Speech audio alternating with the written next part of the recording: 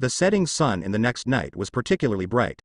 The sun shines through the window, bringing a bit of warmth to the room, and a young man lying on the bed is enjoying the baptism from the sun. He seems to be in a half-asleep and half-awake status. He felt something was wrong. After all, urban villages in first-tier cities were not entitled to see the sun. He opened his eyes in a daze, staring at the ceiling blankly. The passage of time caused his state to turn around. He yawned and got up to look around. At this moment, he finally found something wrong. Everything in the room made him feel strange. He massaged his temples and began to recall what happened yesterday. It seems that I was drinking at home last night. How did I get to this place? Am I still dreaming? A series of questions kept coming to his mind, causing his hands to slap his thighs involuntarily, and the instant pain made him completely awake. Ah, it really hurts. It doesn't look like I'm dreaming, so what's going on with me now? He pushed the quilt off the bed, rubbed his thighs and began to walk around the room. Looking up at the whole room, it is clear at a glance that the whole space is not large, but the space is fully utilized, and the light blue wallpaper makes the room tone more peaceful, making people more relaxed. The items in the room are very complicated, but they are relatively neatly placed on the whole. It seems that the owner of the room knows where his things are placed. The most conspicuous among them is the poster hanging by the window, Einstein's Gaze, which made him more awake. The desk is filled with all kinds of learning materials, and looking along the top is a variety of photographic works, including landscapes and people. These arrangements made him speculate that this was a student's room, but this did not bring him much help. Not only did he not solve the doubts in his heart, but it increased. He looked around again, looking for new clues, and this observation made his eyes shine. The bedside table on the other side caught his attention. There was a rocket model and a photo frame on the cabinet. Feeling that the truth of the matter was about to be revealed, he couldn't help speeding up his pace, jumped over the bed and picked up the photo frame to watch carefully. It looked like a group photo of a family of 3, and the 3 people in the photo made him feel very familiar, but there was no way to say their names, as if his throat was blocked by a foreign object. Just when he was extremely puzzled, there was a sound from the door. "Peter, is the room ready? Remember to come down for dinner later. Your Uncle Ben has been promoted and raised his salary, so he specially bought a big meal to celebrate." The sudden question made him not know what to say for a while, but fortunately, his body could not help but replied at this time, "Good Aunt May. Got it, I will go down in a while." Peter. Aunt May. His brain seemed to touch some switch, and fragments of memory rushed into his head like a tidal wave. Many fragments of life that he had never experienced began to be stuffed into the depths of his brain, like a force-feeding duck, and waves of pain came to him head-on. He began to feel a double image in front of his eyes, and his head hit the floor involuntarily under the pain. He wanted to use this to relieve the severe pain in his head. 2 completely different memories are like 2 armies, constantly fighting in his mind. On one side are the long and complicated memories of ordinary office workers, and on the other side are the memories of American college students. Gradually, the 2 memories began to overlap and merge continuously, making it impossible for him to distinguish which one was the real self for a while. The sun has gradually shone on his pale face, and his head is blank at this time, and the classic 3 questions of life can't help appearing in his mind. Who am I? Where am I? What am I doing? After pondering for a long time without getting an answer, Peter got up from the ground with great difficulty, staggered to the bathroom and washed his face. The cool water slid across his cheeks, which finally eased the pain in his brain. When he raised his head, he saw a face that was both familiar and unfamiliar. Looking at himself in the mirror, he became dazed. I'm an ordinary office worker. And an American college student. Peter Parker. All kinds of feelings rushed into my heart all of a sudden, and I didn't know what words to use to describe the feelings at this moment. Knocking his drowsy head, Peter slowly walked back to the room step by step, gradually calming down his mind, and began to sort out the fused memories along the pictures in his mind. This familiar yet unfamiliar face is an American college student, Peter Parker, with an extremely common name. Just like the name, in these 18 years Peter's life was like still water, without any waves, living a normal life like ordinary people. And a month ago, an accident changed everything. Peter was bitten by a spider that fell from the sky at a technology exhibition, and the spider's toxin mutated in his body, thus he gained the spider ability. At this moment, he could clearly feel that his body was full of rapid and infinite vigor and vitality, and everything in the world seemed to have opened the door to him again. Looking at the palms of his hands, he saw that they were covered with densely packed small hooks. At the same time, he felt that he could control these hooks. When he moved his heart, the hooks disappeared instantly, and with a little more force, the hooks reappeared. And the high myopia he used to have disappeared. He can see mosquitoes flying past tens of meters away, and the sound of Aunt May's breathing downstairs seems to be ringing in his ears. It's just that when he saw a light blue schoolbag at the foot of the bed, his memory became confused, as if he had missed some very important details. With the constant recollection, his head started to hurt again, and he even started to ask himself, this schoolbag should not appear here in his memory, so where should it be placed? The pain made Peter not want to think anymore. He chose to rush over directly, endured the pain and reached out to pick up his schoolbag to have a look. A large number of $100 bills piled up came into his eyes. Doubt came to my mind again, and I simply estimated that there was at least $50 to $100 in this schoolbag. This is undoubtedly a huge sum of money, but how did he get it? At the same time, an abrupt voice suddenly appeared in my mind. The system has successfully traversed, has passed the review of the will of the world, and is temporarily activated. Peter was even more confused, looked around subconsciously, lowered his voice to the lowest and asked, "What are you talking about? Who is it? Who is talking to me? Come out. The system is ready." Entering the countdown to 5 4 3 2 1. This sudden voice did not answer Peter's question, but was still talking to himself. Accompanied by the final countdown of the voice, Peter felt that there seemed to be something more in his mind. The pain was decreasing, and an explanatory panel was projected in the pupil. The host has successfully fused memory and achieved the prerequisites for activating the system. This system has always adhered to the principle of God rewarding hard work, and officially released the task. For this outrageous and shameless principle, Peter just wanted to complain. Then you should quit the system group chat, and lose the face of the system family. Difficult to understand. The death of Uncle Ben is an indelible pain for every Spider-Man. Please cherish this rare opportunity to achieve a miraculous counterattack. Reward. The system is upgraded to the permanent version, and a gift package for newbies will be presented. Friendly reminder. If the mission fails, the system will automatically disengage without affecting the host. It doesn't matter, then why it is specially marked. It is still in large font. I will believe you, a big talker, your system is really broken. After recovering the panel, this time looking at the $100 bill in front of me, the memory in my mind has been successfully retrieved. Black boxing, black-hearted boss, pistol, robbery, Sandman, death. This series of intermittent memory fragments gradually emerged, making the brain started a new round of brainstorming. He recalled many images, not only the experience of the last 2 weeks, but also comics and movies related to Spider-Man. The comparison between the two has led to a rough guess. If this is black boxing money, then it means that Uncle Ben is very likely to be shot dead on the way home tonight. Thinking of this, Peter couldn't sit still. He turned around, picked up his coat and ran downstairs. He couldn't help but attach great importance to this guess. He was just worried that if something happened, the ominous guess would turn into a real tragedy, which was not the result he wanted to accept. Aunt May, who was preparing dinner in the kitchen, just heard Peter's voice coming downstairs, was about to say something, when she turned around and saw Peter's figure leaving in a hurry. Aunt May could only helplessly murmur to herself, "Where is this kid going in such a hurry? This guy hasn't come back yet. It seems that these dishes will be hot for a while."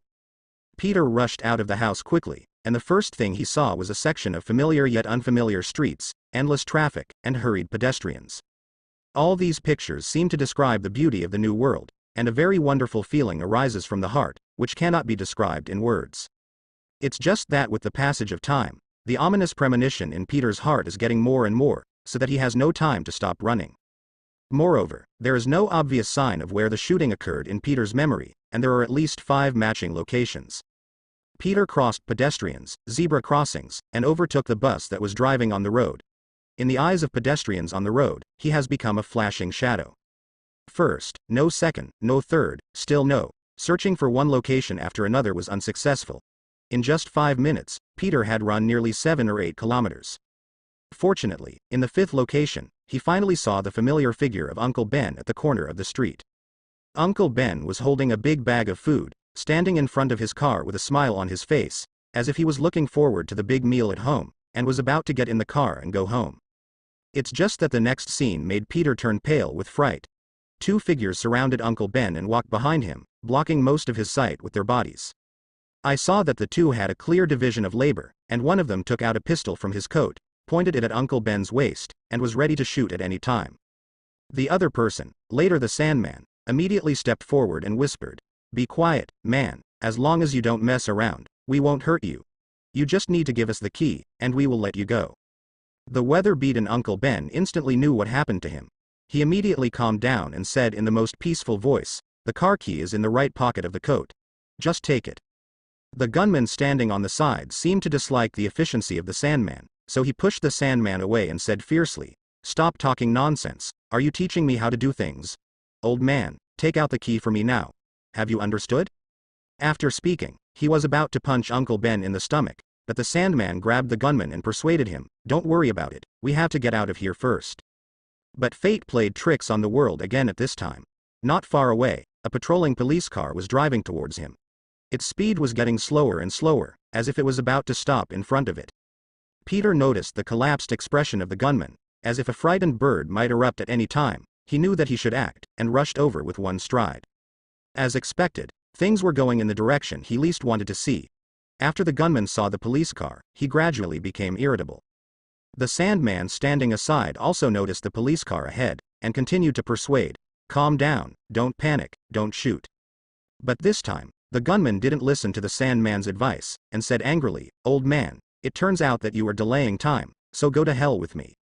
The gunman immediately pulled the trigger, fired several shots at Uncle Ben, and then ran towards the alley not far away without looking back. As for his accomplice, Sharon, he said he didn't know him.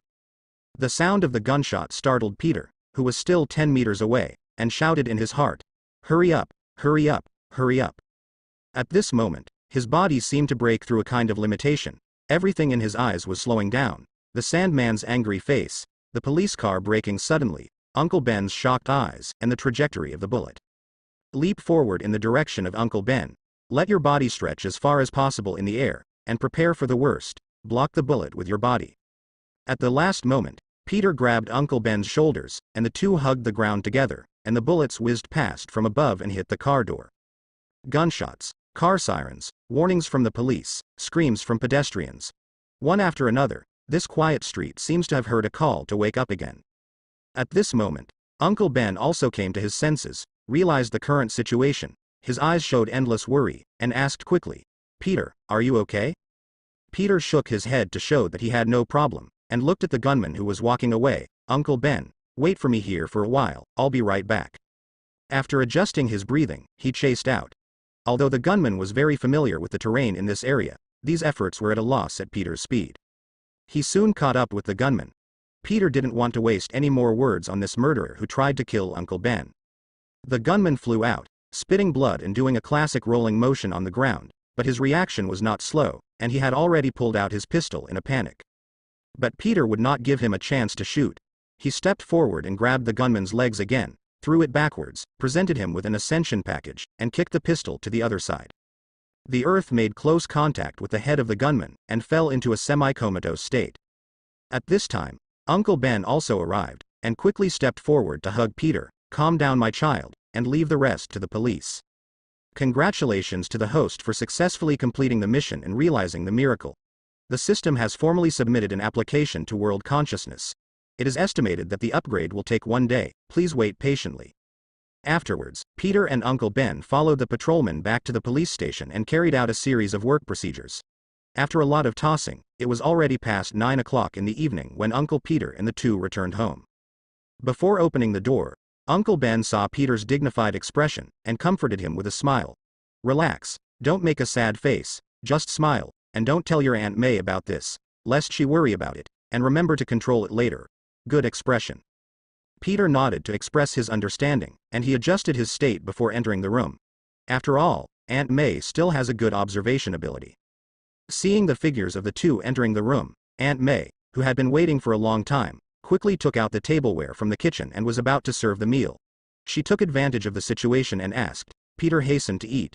Why did he come back now? What happened? Under Aunt May's gaze, Peter suddenly had nothing to say, and naturally stepped aside to let the main players play. Turning around, he blamed Uncle Ben on the side and said, "Uncle, Auntie asked you what happened, and you came back so late." After speaking, Peter sat down quietly and started to eat, to be a qualified melon eater, not to mention that the food is really delicious. The main character, Uncle Ben, made his debut on the stage. He gave Peter a contemptuous look, and took out a small exquisitely packaged box from his arms and said, Dang, May, guess what's inside? Seeing this scene, Peter almost laughed out loud, and Aunt May was also confused, and could only respond with a puzzled look, with a hint of murderous intent. Uncle Ben opened the box with confidence and took out the necklace. He looked at Aunt May affectionately and said, "Didn't I ask you to choose a piece of jewelry before? Today is our exclusive anniversary, and I will bring it for you." Aunt May recalled it in an instant, blushing a little and said, "You old bastard, you are a man of your age, and you still play this trick." Watching the interaction between the two, Peter, who was eating melons, suddenly felt that the food in front of him was not delicious, and a lot of dog food was stuffed into his mouth, and now his mouth was full of dog food. Face. Aunt May noticed her nephew's gaze, and said awkwardly, "Peter, let's eat, ignore him." "No, I'm full, you guys eat slowly." Of course, the big light bulb at the moment. Peter knew that his status as a melon-eating crowd should be cancelled, so he left the dinner table consciously and left the venue to the couple. After leaving the meal, Peter's first choice was of course to take a half-day tour in the bathtub. After tidying up, Peter, who was lying in GEU's room, had only one thought, which was to be comfortable, as expected of a bathtub, and continue tomorrow. Peter struggled to get up from the bed, because there was still one big thing to do, to get a comprehensive understanding of this new world. After 2 hours of online collection, Peter was able to deeply feel the malice in this world, and the predictions on the way home were basically indistinguishable. This is a world where multiple superheroes are mixed, a world where many superheroes and supervillains coexist. In this world, there is Captain America Steve Rogers, who single-handedly changed the situation of World War E and laid the foundation for the victory of World War E.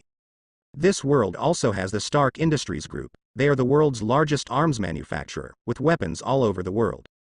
There is also the Osborne Group, which is at the top level in the world in the field of biology and medicine. All these news proved to Peter that the world was dangerous all the time, not to mention the hidden ghosts and monsters.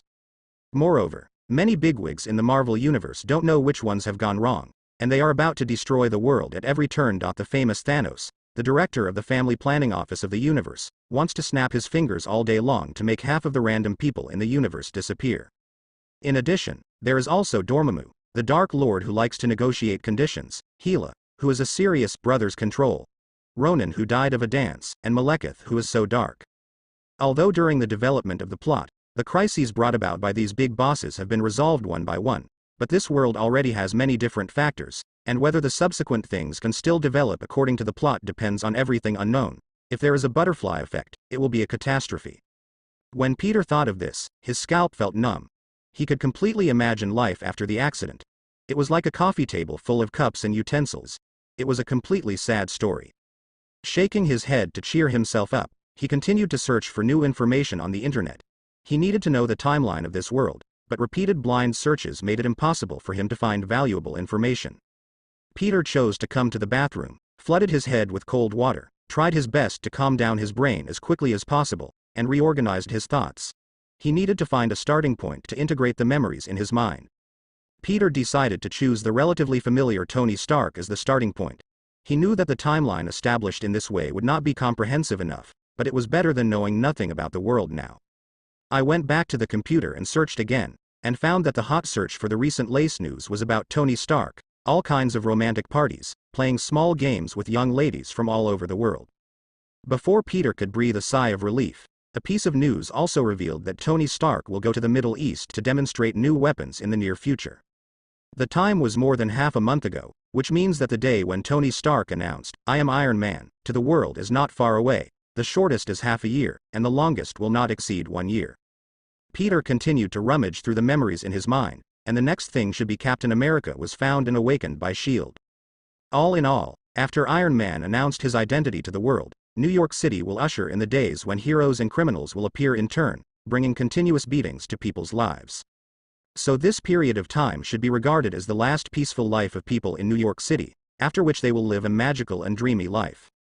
But now the only thing to be thankful for is that he has obtained the spider ability, otherwise how he will spend the days after that is a question mark. After a short operation on the internet, I barely grasped the timeline I was in. Although the worries in his heart were not relieved in any way, but in the spirit of AQ, Peter decided to turn off the computer and go to bed. Ring ring ring, ring ring ring, ring ring ring. The sound of the alarm clock rang again and again in the room, and the people under the quilt tried to avoid the sound wave attack no matter what, and finally stretched out a pair of hands from the quilt to pick up the alarm clock. It's just that today's hands seem to be bewitched, and he still can't turn off the alarm clock. In desperation, he chose to open his closed eyes. It's just that when my eyes saw the numbers on the alarm clock, there was only one thought left in my mind. It was 6:50. I was going to be late, my full attendance was going to be gone, and I was going to eat dirt again this month. Thinking of this, he immediately jumped up from the bed, but he didn't expect to use too much force, and the whole person flew up directly. Fortunately, he reacted in time before hitting the wall, and his limbs worked together to hang from the ceiling like a spider. The ceiling and the inverted space in front of him made him fully awake. Just yesterday he realized his childhood dream, time travel, and became the man who will be called Spider-Man in the future, Peter Parker. It's just that an inexplicable sadness suddenly came to his heart for some reason, and he was stunned for a while, but he couldn't give himself a satisfactory answer after thinking for a long time. In order to avoid waking Uncle Ben and the others, he returned to the bed lightly, but unfortunately he lay back on the bed again and couldn't fall asleep after tossing and turning. Peter got up and came to the mirror. Even after sorting out the memories in his mind again, he still felt extremely incredible. The change made him feel extremely unreal. Before, he was just a middle-aged greasy uncle who was about to enter his 30s. His parents were still alive, he had younger brothers and younger sisters, and he had no house or car. In terms of career, I am an office worker who enjoys the 996 blessings in the first-tier cities. My monthly income is not enough compared to the top, and more than the bottom. Did not hold back the country. Originally, he was just like the thousands of ordinary people in the society, living an ordinary life every day. What I didn't expect was that a plot like time travel that only appeared in novels would happen to him one day. There were no fatalities in car accidents, no violent storms, and no alien abductions. Such major events happen. It's just a rare office worker who stays at home on vacation. He drank a little wine in the evening when he was bored, but when he woke up the next day, he found that he had come to a new world. I opened the curtains and looked at the outside world, only to find that the sky was still dark at this time, and there were only faint lights on the street. The difference outside the window made Peter suspicious. He took out his mobile phone and looked at it, only to realize that there was a problem with the alarm clock, and it was only 4 o'clock in the morning. Suddenly, various thoughts appeared in my mind. You have seen New York at 4 o'clock in the morning. I have seen it. Why is it 4 characters? Does it mean that Uzi is not working? While entertaining myself, a voice appeared out of thin air. The system has been upgraded. Please give me more advice in the future. Host. Peter Parker Essence. Steady, from the heart. Ability. Spider ability, initial threshold. Evaluation. A rookie with the ability of a spider, full of potential, can barely survive in the Marvel world? Peter retorted. It's basically a slander to my personality. This is obviously a prudence, and it is a fine tradition passed down by our family for many years. In-depth research found that the energy of this system actually comes from the physical strength of the host. As long as it is turned on, it needs to absorb physical strength. He continued to complain. This still has the physical strength of Spider-Man. If it is time travel to become an ordinary person, wouldn't it be possible to complete the upgrade until the gray hair is gray? By then, I will probably be cold. The system will select the optimal growth route based on the host's nature, and start to collect data from the outside world. It has detected the most suitable growth route for the host in this world, a superhero. Do you want to activate the superhero route, and do you want to receive a gift package for newcomers?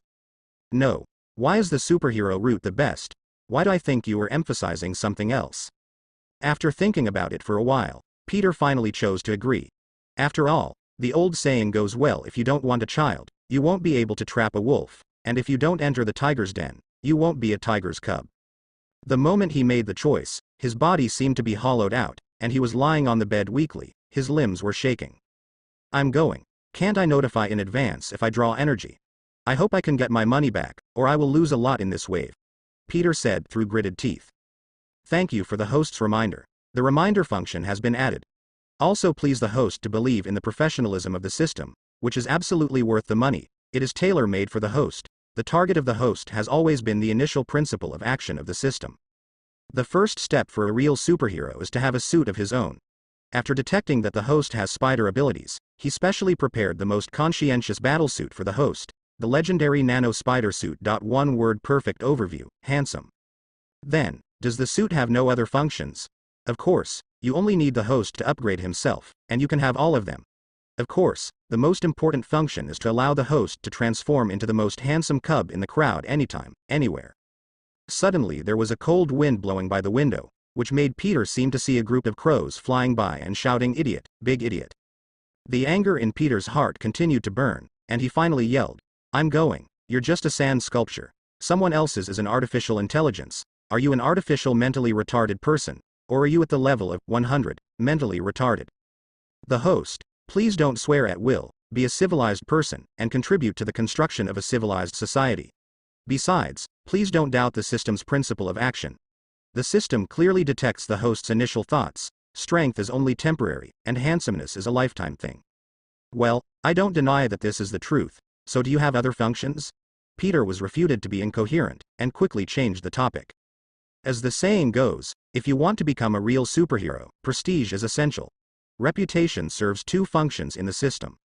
One, in the system, you can draw a lottery by consuming prestige points, 100 prestige points each time, to get a variety of abilities and items, ranging from various black technologies and superpowers to daily necessities. It has it all.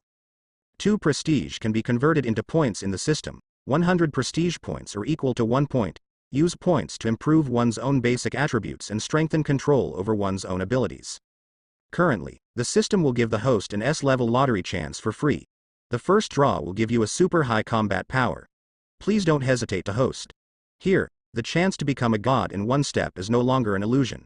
The so-called opportunity cannot be missed, lost, never to return. Could this system be developed by Krypton Gold Company, a subsidiary of Big Penguin? This routine is one after another, and the lottery system in front of him seems to be shining charmingly on him. Trying to calm down my mind, but looking at the various abilities on the roulette: Golden Superman's Power Seed, Batman's Money Ability, Flash's Speed Force.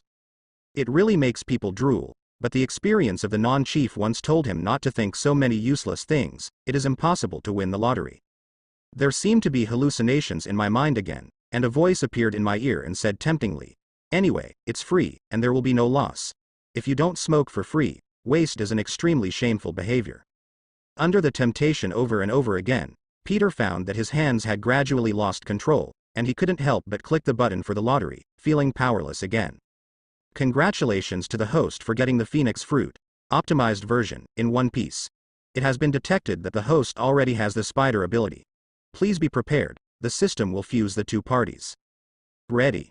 Damn, is this the so-called reminder function? It's obviously a scam, the system. All never end with you. The exhaustion accumulated from drawing energy for many times came like a tide, and this time Peter was powerless to stop, and soon fell asleep. Ding dong, a brand new day has arrived, and the task list has been opened. Daily tasks for novice heroes. 1. Get 100 points of reputation. Obtain 0 reputation is the foundation of hero growth. High reputation will bring high-speed growth to the host. 2. Stop 50 crimes from happening. Completed 0, you can get a lot of reputation. Task reward. Activate the virtual training room module, and draw a lottery for D-level items once. The host's ability has been integrated. Please embark on a new journey. Announce your arrival to the world. Let the world cheer for you, and let the criminals tremble when they hear your name. After hearing this, Peter, who just woke up, hurriedly came to the half-length mirror, whispered about transforming. Nanometers began to appear on his chest, and nanometers covered his whole body in an instant to complete the dress. The battlesuit is still the classic red and blue. The defense ability is enough to block the sudden bullets, and the battlesuit can repair itself if it is damaged. It also has a certain psychedelic function, can change colors according to different environments, and can effectively hide one's true identity. Peter started to spin and jump around the room tentatively, launching spider silk around, having fun, and the room turned into a spider silk cave after a while. After the Phoenix Fruit is fused with the spider's ability, it is no longer afraid of seawater. The sky blue flame can cover the spider silk, making the spider silk have burning and medical effects, and it also greatly improves the body's resistance and recovery. Host. Peter Parker Essence. Robust. Abilities. Spider ability, beginning threshold. Phoenix Fruit, 10% fused. Primary self-healing body, evolvable. Equipment. Nano Spider Battlesuit, to be upgraded. Evaluation. A C-level hero with 2 major abilities. Now you are qualified to step out of your backyard and take a look at the city. Peter looked at the face in the mirror and said silently, "Hello, Peter Parker, please take care of me in the days to come." Peter, wake up, it's time to go down for breakfast. Uncle Ben's voice came from downstairs, reminding Peter. Uncle Ben, you eat first, I'll go down now. Peter responded immediately, frantically cleaning the cobwebs in the room so that Uncle Ben wouldn't worry about seeing it.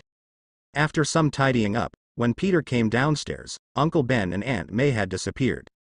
I saw a post-it note left on the table, which said, "Good morning, Peter, your Uncle Ben and I have something urgent to go out first. I put breakfast and milk on the table, remember to eat them all." After thinking about it during breakfast time, Peter chose to try to complete the task. After all, this is the legendary Marvel world. Simply struggling can't escape the arrival of fate, and it will make it even more difficult for him. After careful research on the mission, Peter decided to memorize the map of New York City at home, store the main streets and intersections in the city in his mind, and make full preparations for the first mission to avoid getting lost. Since you want to prevent crime from happening, you must go to a place with a high crime rate. And Hell's Kitchen is the place with the highest crime rate in the city, and it can be called a criminal's dream paradise. There's everyone in Hell's Kitchen, from drug dealers and pimps to kingpins, the Hand, and even Hydra members who yell to chop off one head and grow two more. After dinner in the evening, Peter briefly told Aunt May about the possibility of returning home late, so as not to worry them, so he chose the bus as his means of travel. It's a pity that the first step of the action was not smooth. The bus he took passed through Hell's Kitchen but didn't stop. In the end, he didn't realize it until he reached the terminal. After several inquiries, I found out the reason. It turned out that Hell's Kitchen has a bad reputation. Generally, buses that don't go directly to Hell's Kitchen will not stop. Once passengers get on this type of bus, they often choose to get off one stop earlier, and then walk into Hell's Kitchen. Peter had nothing to say. He could only admit that he was inexperienced, and didn't take this into consideration, so he hurriedly bought a ticket at the terminal and sat back. After more than an hour of bus journey, Peter finally came to Hell's Kitchen, looked at the area in front of him and said to himself, "Peter, calm down, take a deep breath, don't panic. Transform." Wearing a battle suit made Peter gradually calm down. After observing that there were no cameras around, Peter shot spider webs and quickly shuttled between buildings. At this time, Hell's Kitchen looked extremely deserted, and there were only a few flickering streetlights left on the street, emitting a faint light in the darkness. Compared with the Queens where I live, the first feeling Hell's Kitchen brings to people is depression, like an abyss, which makes people feel inexplicably uncomfortable. The current time is past 8 o'clock in the evening, and the only few convenience stores on the street have been closed. In other areas, even at 1 or 2 o'clock in the morning, the streets are still crowded and brightly lit. Peter, who had settled down, wandered back and forth in this area for nearly 2 hours, but he didn't encounter a single crime, and even he only encountered 2 or 3 passers-by walking on the street. Is it really an evil thing? Could it be that these gangsters are all on vacation today, and no one has been seen? At this time, it was close to 11 o'clock in the evening, and Peter decided to go home if he still didn't find it after a while. Suddenly he heard the sound of arguing in the distance, and suddenly he became energetic, and quickly sent out spider threads to rush to the scene. In the alley, a tall tattooed man punched the lady down to the ground, picked up the wallet in the lady's arms, and said fiercely, "I advise you to let go of your hands obediently, or I will stab you to death later. I'm leaving, you bitch. Please, sir, this is my daughter's medical expenses. She is still in the hospital for surgery. Without this money, she will die. Give me the money." Although the woman was already trembling with fear, she still hugged the tattooed man's trousers tightly and begged. Between the child and her own safety, she had obviously made a choice. "Where do you come from? So much nonsense, who cares about you?" The tattooed man slapped the woman directly on the face, and then punched and kicked. "I think you are shameless, let me help you reunite with your child." Not far away, Peter, who just arrived, was planning to use spider silk to tie the tattooed man directly to avoid accidental injury to the woman who fell to the ground, but he didn't expect to make a sound when he landed, which alarmed the tattooed man who was beating him violently. The tattooed man's reaction was also extremely fast. He immediately took out his switchblade and prepared for battle, and shouted, "Who is it? I advise you not to come here to cause trouble. This is the territory of our Stotch family. I'm going. I'm careless." Peter strictly abided by the principles of the villain dying if he talks too much, and the enemy lying down, etc., and directly stepped forward to send a flying kick to the tattooed man. The tattooed man didn't expect that the people he met this time would be so rampant, and he didn't give them any face from the Stotch family. The whole person flew backwards and barely stopped when he hit the wall. The wallet, cash, lighter and other items he carried were scattered everywhere. However, This did not make the tattooed man want to retreat. On the contrary, it further aroused his ferocity. He quickly adjusted his posture with his back against the wall, and rushed over with a stride. The switchblade in his hand aimed precisely at Peter's waist. At first glance, he has a wealth of experience in stabbing people, and knows which part of the body is the most deadly. If this knife hits, even if he does not die, he will be severely disabled. Although he was a little surprised at the viciousness of the tattooed man, Peter didn't intend to give it a chance, and quickly shot spider webs to cover the tattooed man's eyes. Grabbing the tattooed man's wrist and taking the switchblade away, he punched the tattooed man hard. Under Peter's tremendous force, the tattooed man was powerless to resist and finally fell to the ground in pain from the beating. After carefully checking whether the tattooed man really passed out, Peter quickly helped the lady who was lying aside, picked up the wallet on the ground and handed it over. "Are you all right, lady? This is your wallet. Please take it away." At this time, the lady came to her senses, took the wallet and thanked her quickly. "Thank you. This is my daughter's medical expenses. Thank you so much." "You're welcome, ma'am, as long as you're fine."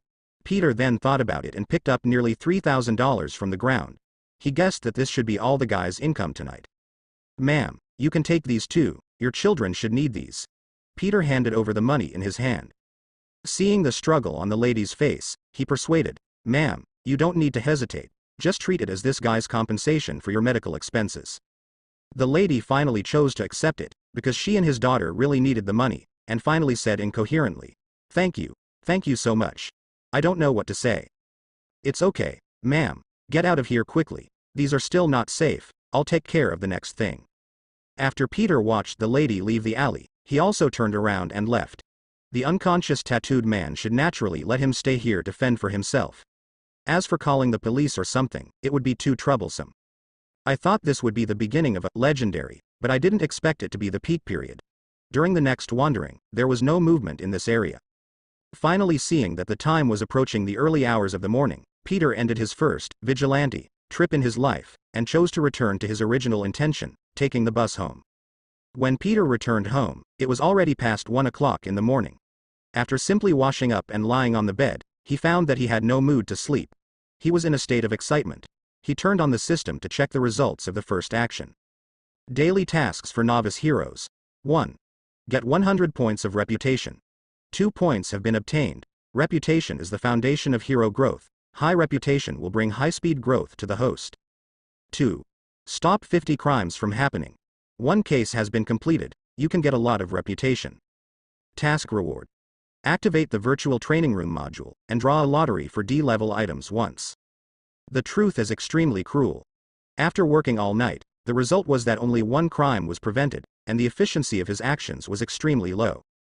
The biggest enemy Peter faces now is not vicious criminals with knives and guns, but not knowing where to find them. He neither has the so-called mind-reading ability, which can see through the essence of a person at a glance, nor does he have the high technology of Batman, who can observe the whole city in real time and know every move of the city at any time. If it continues at this speed, I personally estimate that it will take at least half a year to complete the novice task. This is based on the harvest tonight. If there is an accident and there is nothing all night, then everything will really be cold. Sure enough, 360 lines, each line has its own rules, and this superhero is not as good as I imagined. If there is a superhero training class, it will be perfect. I must be the first to sign up. Peter lay on the bed, and the more he thought about it, the more upset he became. I don't want to think about it so much. I will continue tomorrow. I don't believe it. I'm afraid I won't be able to complete the task in such a good place as Hell's Kitchen. In this way, time passed quickly. Counting today, it was already the 6th day of Peter's trip to Hell's Kitchen. Every day he stayed until the early hours of the morning before going home, but the results were horrible.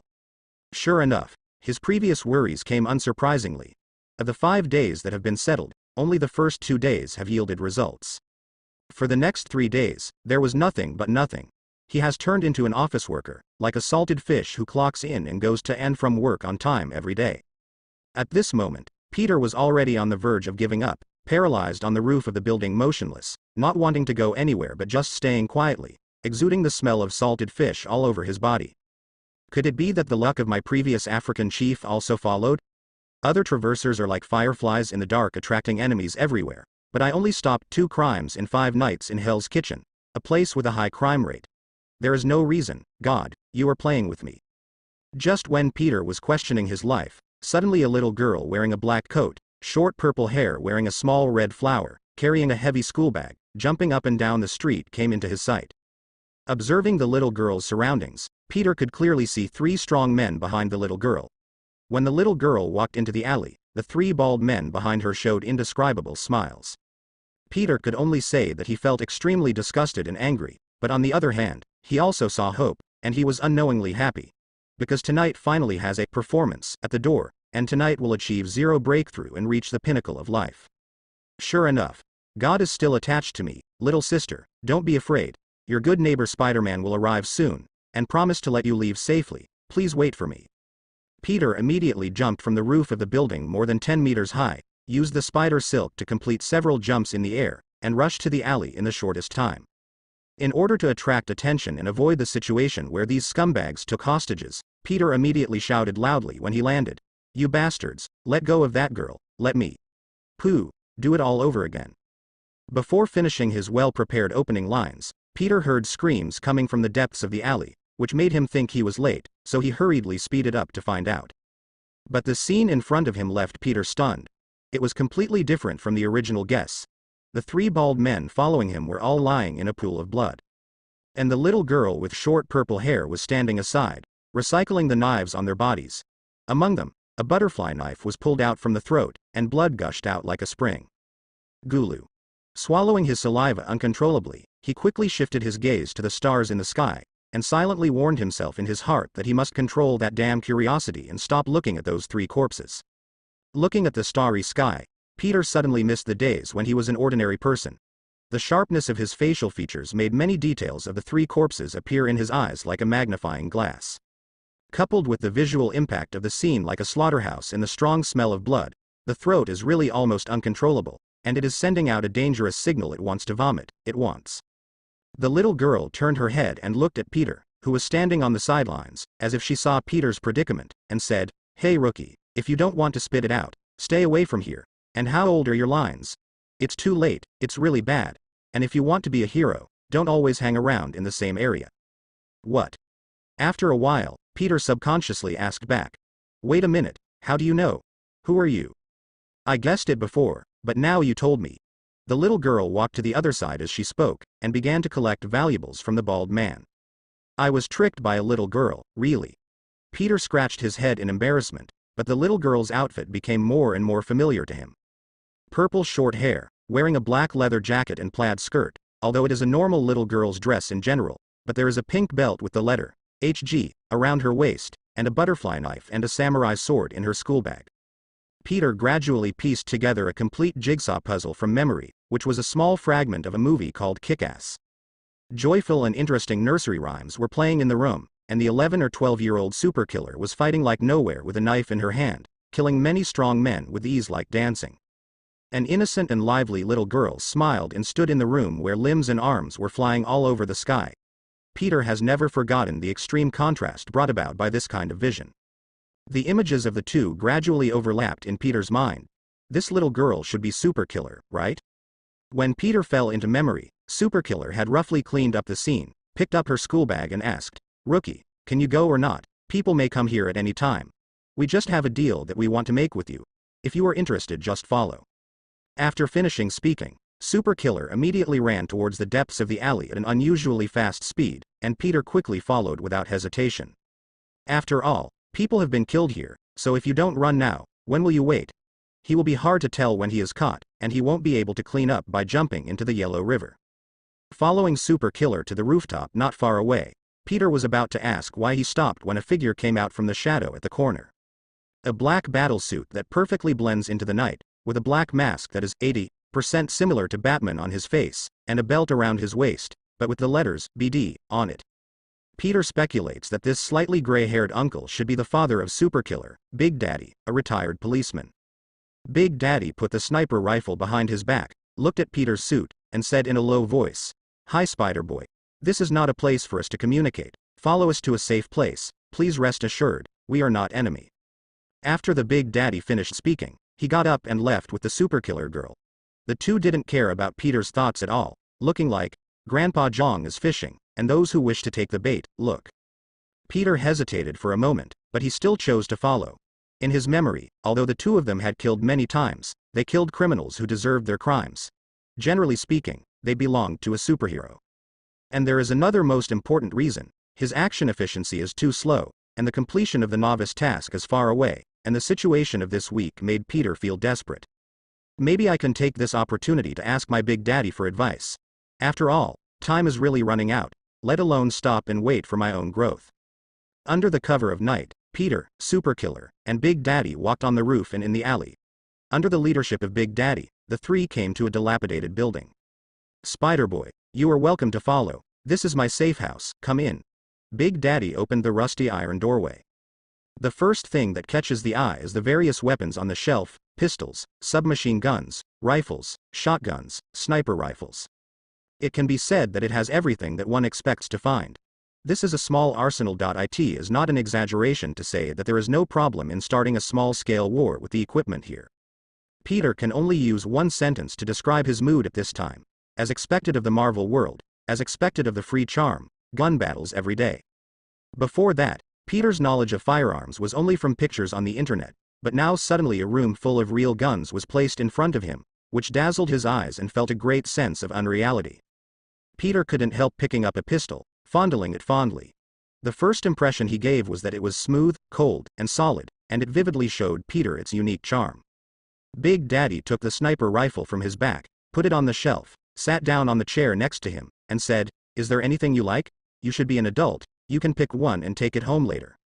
Peter was a little moved when he heard it, but after thinking about it, he shook his head and refused the Big Daddy's meeting gift. Peter is very clear about his shooting level. In reality, he has never fired a gun and does not know about firearms. In the game, he is good at body strokes and casual shooting, which is nicknamed death by guns. At the same time, guns could not improve Peter's strength. Instead, he had to explain the origin of guns to his family and worry about hiding them. In general, the arrival of guns has done nothing for Peter. Peter put down the gun in his hand and asked, "What happened to the deal you mentioned before? I want to know." The many performances of Peter in front of him in the investigation of the past week made Big Daddy make up his mind and confess directly to Peter. "I have an enemy, and I lack a helper in the revenge plan. It just so happened that you appeared in Hell's Kitchen this week. Vigilante. Your body hides a huge potential, but you can't fully use it now, and I am sure to help you master this power in the shortest possible time and help you fight criminals." Hearing Big Daddy's compliment, although Peter felt a little blushed, he didn't explain anything. It can't be said that he came because of a system task. Big Daddy continued, "I hope that after the training is over, you can participate in my plan. But you can also rest assured that you are not the main force in the plan." After talking about the content of the transaction, Big Daddy stopped speaking. He knew that he needed to allow enough time for Peter to think and digest to complete the choice. Help. Enemies? Peter entered the memory again. According to the plot in the movie, Kick-Ass, Big Daddy was framed and imprisoned by a big drug lord named Frank Amick, and his family was ruined in the end. His wife was also killed by him. If it wasn't for the time when he was released from prison, the Superkiller would have died as well. At this moment, Superkiller blows bubblegum and asks, "Father, are you sure he is really competent? He is just a rookie now. I guess he doesn't even know how to find criminals. He has been doing this for a week. They'll just stay in the same place." Peter didn't know what to say to refute it at all, because what Superkiller said was an undeniable fact. If he knew how to find the criminal, it wouldn't have taken so many days to prevent 2 crimes. Looking back on his nearly 30 years of career in his last life, he spent most of his time in school. There is a saying that describes it as, "Neither did I study mathematics, physics and chemistry well, in liberal arts, nor did I have the ability to travel all over the world. There is no shining point in my 30 years of career that can make my parents proud. The word, ordinary, is enough to sum it all up. Although I can now confidently say that I have completely defeated Big Daddy and Superkiller in a one-on-one situation, such a comparison is meaningless. In the entire Marvel world, Big Daddy and Superkiller are at the level of ordinary people. Heroes such as Punisher, Iron Fist, and Daredevil are far more powerful than them, not to mention Iron Man, Thor, Hulk. In terms of finding criminals, it is estimated that the little girl who is Superkiller can beat him by dozens of streets, let alone the Big Daddy. If he hadn't been framed at the beginning, today's Big Daddy is at least the director of the Bureau. Identity. Marvel deserves to be called a hell-level world. It's really difficult for me. Peter lamented in his heart, when will his protagonist's aura arrive, and he is about to be overwhelmed. As soon as those real protagonists cross over, they can discuss with Iron Man Tony Stark how to make battlesuits, they can call Thor brothers, and they can make a group of elites of S.H.I.E.L.D. As for him, it is difficult to find criminals in this Hell's Kitchen, which is known as the highest crime rate in the country. It is really suspicious, and he thinks he is fooling the world without knowing it. People often say that a pig standing on the air vent can take off, but when a pig with no strength flies into the sky, the final result will only be to fall to the ground and die, and then it will be eaten by the long-awaited beasts and disappear. Clean and dry. Continuing to develop according to the current situation, he, Peter Parker, will have a great chance to become the pig eaten by the beasts. The biggest contribution may be to add a novel dining experience to the beasts on the table, and become a place for the beasts to chat after dinner. But he also needs to take into account that this is a complicated world, and no one can guarantee whether the big drug lord in the movie has a bigger backer in the real world. The thoughts in his mind became more and more chaotic, causing Peter to feel that his difficulty in choosing was about to strike again. Seeing the situation falling into silence, Big Daddy also understood the struggle in Peter's heart, and said, "You don't need to answer me in such a hurry now, go back and think carefully. When you think clearly, come to this place, and you can start at any time. Train." After speaking, he took out a blank piece of paper on the table, wrote down the detailed address and specific route, thought about it, added the contact number, and handed it over. Peter also knew that rashly agreeing would only bring unnecessary losses to both parties, so he took the note and promised, "Okay, I will give you an answer as soon as possible." Seeing Peter's disappearing figure, Superkiller turned around and said, "Father, my cooperation is not bad. I guess that Rookie will agree to this transaction in all likelihood. But is it really necessary? He's just a rookie. Even if he can do it, what if he doesn't want to help after he finishes training?" The Big Daddy replied with a smile. "Don't worry, Mingdi, the investigations these days are not useless. It is true that he is a rookie, but guess when he got this ability?" Without waiting for Superkiller's answer, she explained directly. "It was more than half a month ago, from which we can see how high his potential is, and with this ability, he didn't do anything like steal, but you can also see his character when he comes out to fight criminals. What's more, the training course is made by me, and it can end anytime, anywhere. If he doesn't fulfill his promise, he can just teach him a little bit." Superkiller also fully understood at this time, and said a little excitedly, "Then I will also participate, and I want to be an instructor." The Big Daddy nodded in agreement, and said, "Then you have to get ready, it will probably start soon."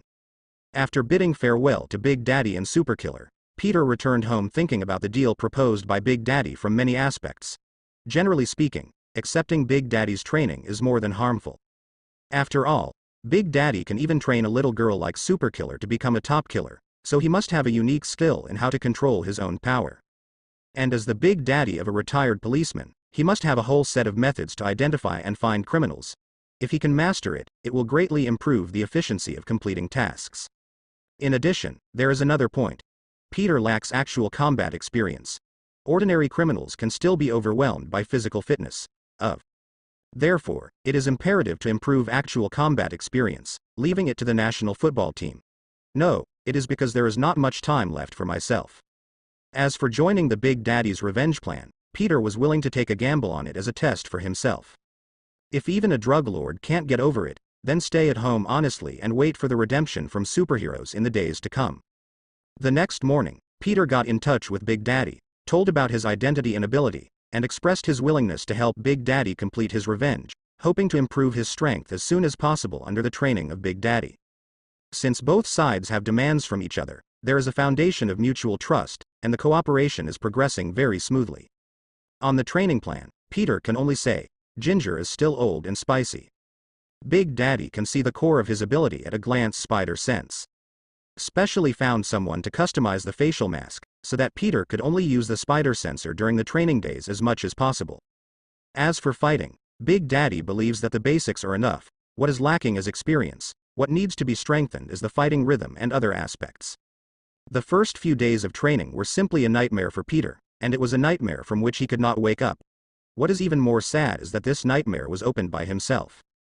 At the same time, because this is a crash training, the actual fighting class every day is upgraded to hell level. When I return home every night, my whole body is covered in blue and purple, and almost no part is intact. During this period, Peter thought of giving up more than once in his mind. Isn't it good to lie down at home? Is it because the Coke is not good? Or is the new drama not good? Do you have to come and suffer like this? But when he thought of all the major events that were about to happen in the future, he gritted his teeth and persisted, because he didn't want to see that when a disaster happened around him, he was powerless. With this belief, Peter gradually adapted to this hellish training, and at the same time, the ability of Phoenix Fruit was also greatly developed. The body's recovery ability is about 10 times higher than that of ordinary people. Even if the nose and face were bruised and swollen the day before, it can recover the next day. But everything has two sides. After Big Daddy realized this, he strengthened his training once again, based on one principle: as long as he can't be beaten to death, he will be beaten to death. Little Lori Mindy quickly went from bare hands to rubber sticks, then to rubber bullets, and finally went straight to the battle with real knives. As the saying goes, if you want to learn to beat people, you must first learn to be beaten. After 3 days, Peter could use the spider sense to counterattack in the dark, and after 2 weeks, he was able to fight back and forth with little Lolita Mindy. Generally speaking, Peter is out of the rookie level in actual combat. He knows the weak parts of the human body and how to use the least amount of strength to achieve the greatest effect. At the same time, due to the rapid progress, Big Daddy suggested that Peter join them in their outings to increase mutual understanding in combat and prepare for the subsequent revenge. He naturally agreed. After all, the novice task has been stagnant for a while.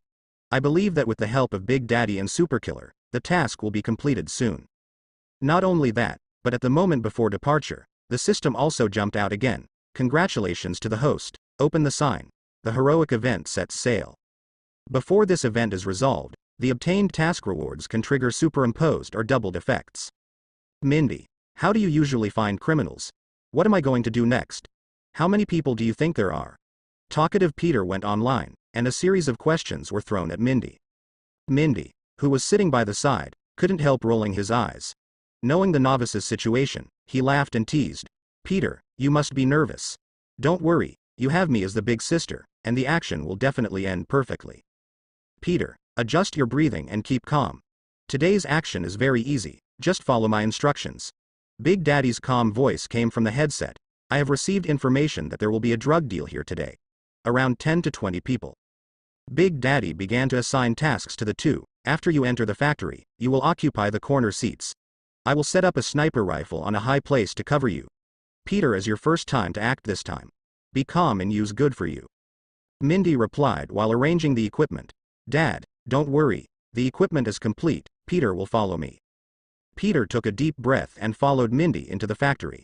The first thing that catches the eye is all kinds of rusty machines, which are placed in a mess. It looks like an assembly line production factory, but now it has become a paradise for mice.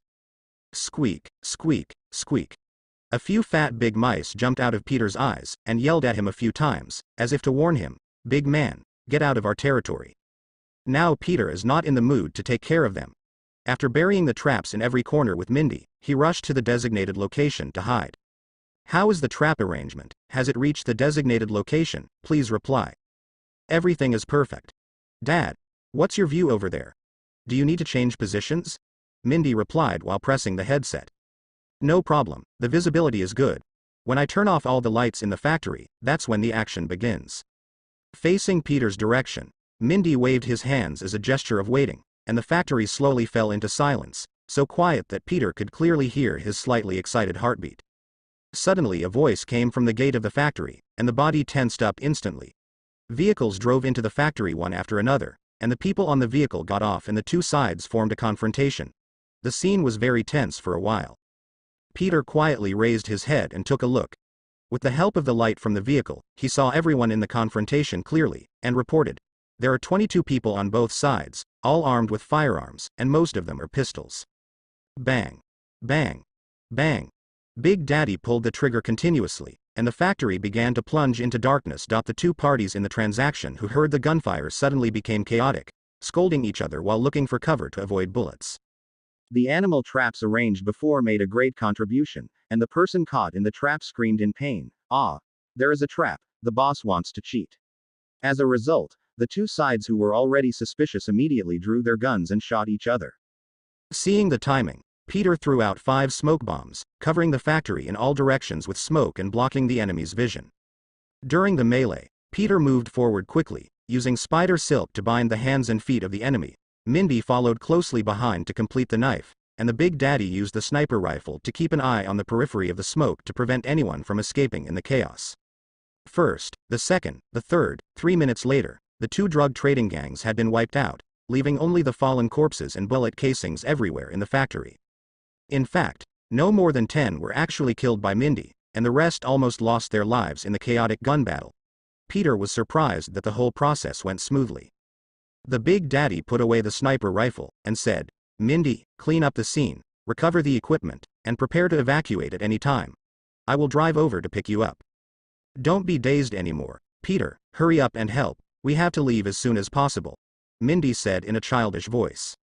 Coming. In the next half-month, Peter, Big Daddy, and Superkiller were frequently dispatched to attack criminals in the city. As the number of joint operations continued to increase, the cooperation between the three became more and more powerful the more tacit understanding. This half-month experience made Peter feel like a new student. He had a new understanding of this bustling big city, and also realized what it means to never be satisfied with the human heart. At the same time, Big Daddy noticed that there might be a problem with Peter's mental state, so in order to prevent accidents, he decided to suspend his outings.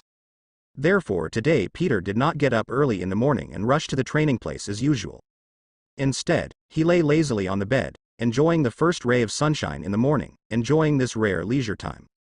For this kind of life, Peter sincerely hopes that the time at this moment can be suspended, and there is no need to get up at 4 o'clock in the morning, and there is no need to memorize complicated psychological books by rote.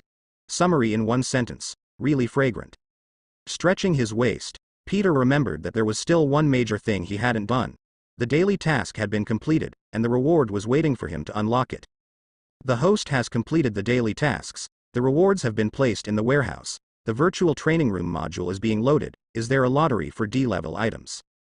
Congratulations to the host for successfully triggering the doubling effect of the hero event, and the reward will be doubled by 3 levels.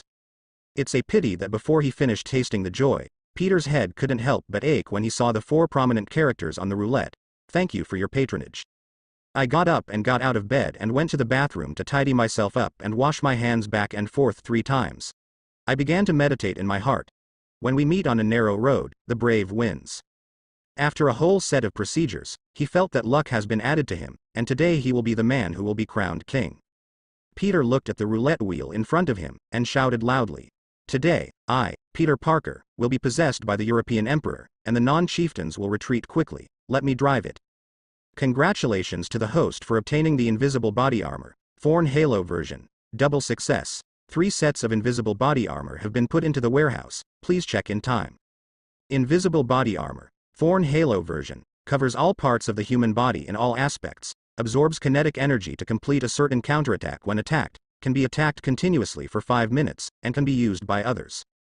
This function is very good, especially because it can be used by others, so that the safety of Uncle Ben and Aunt May is guaranteed at the minimum.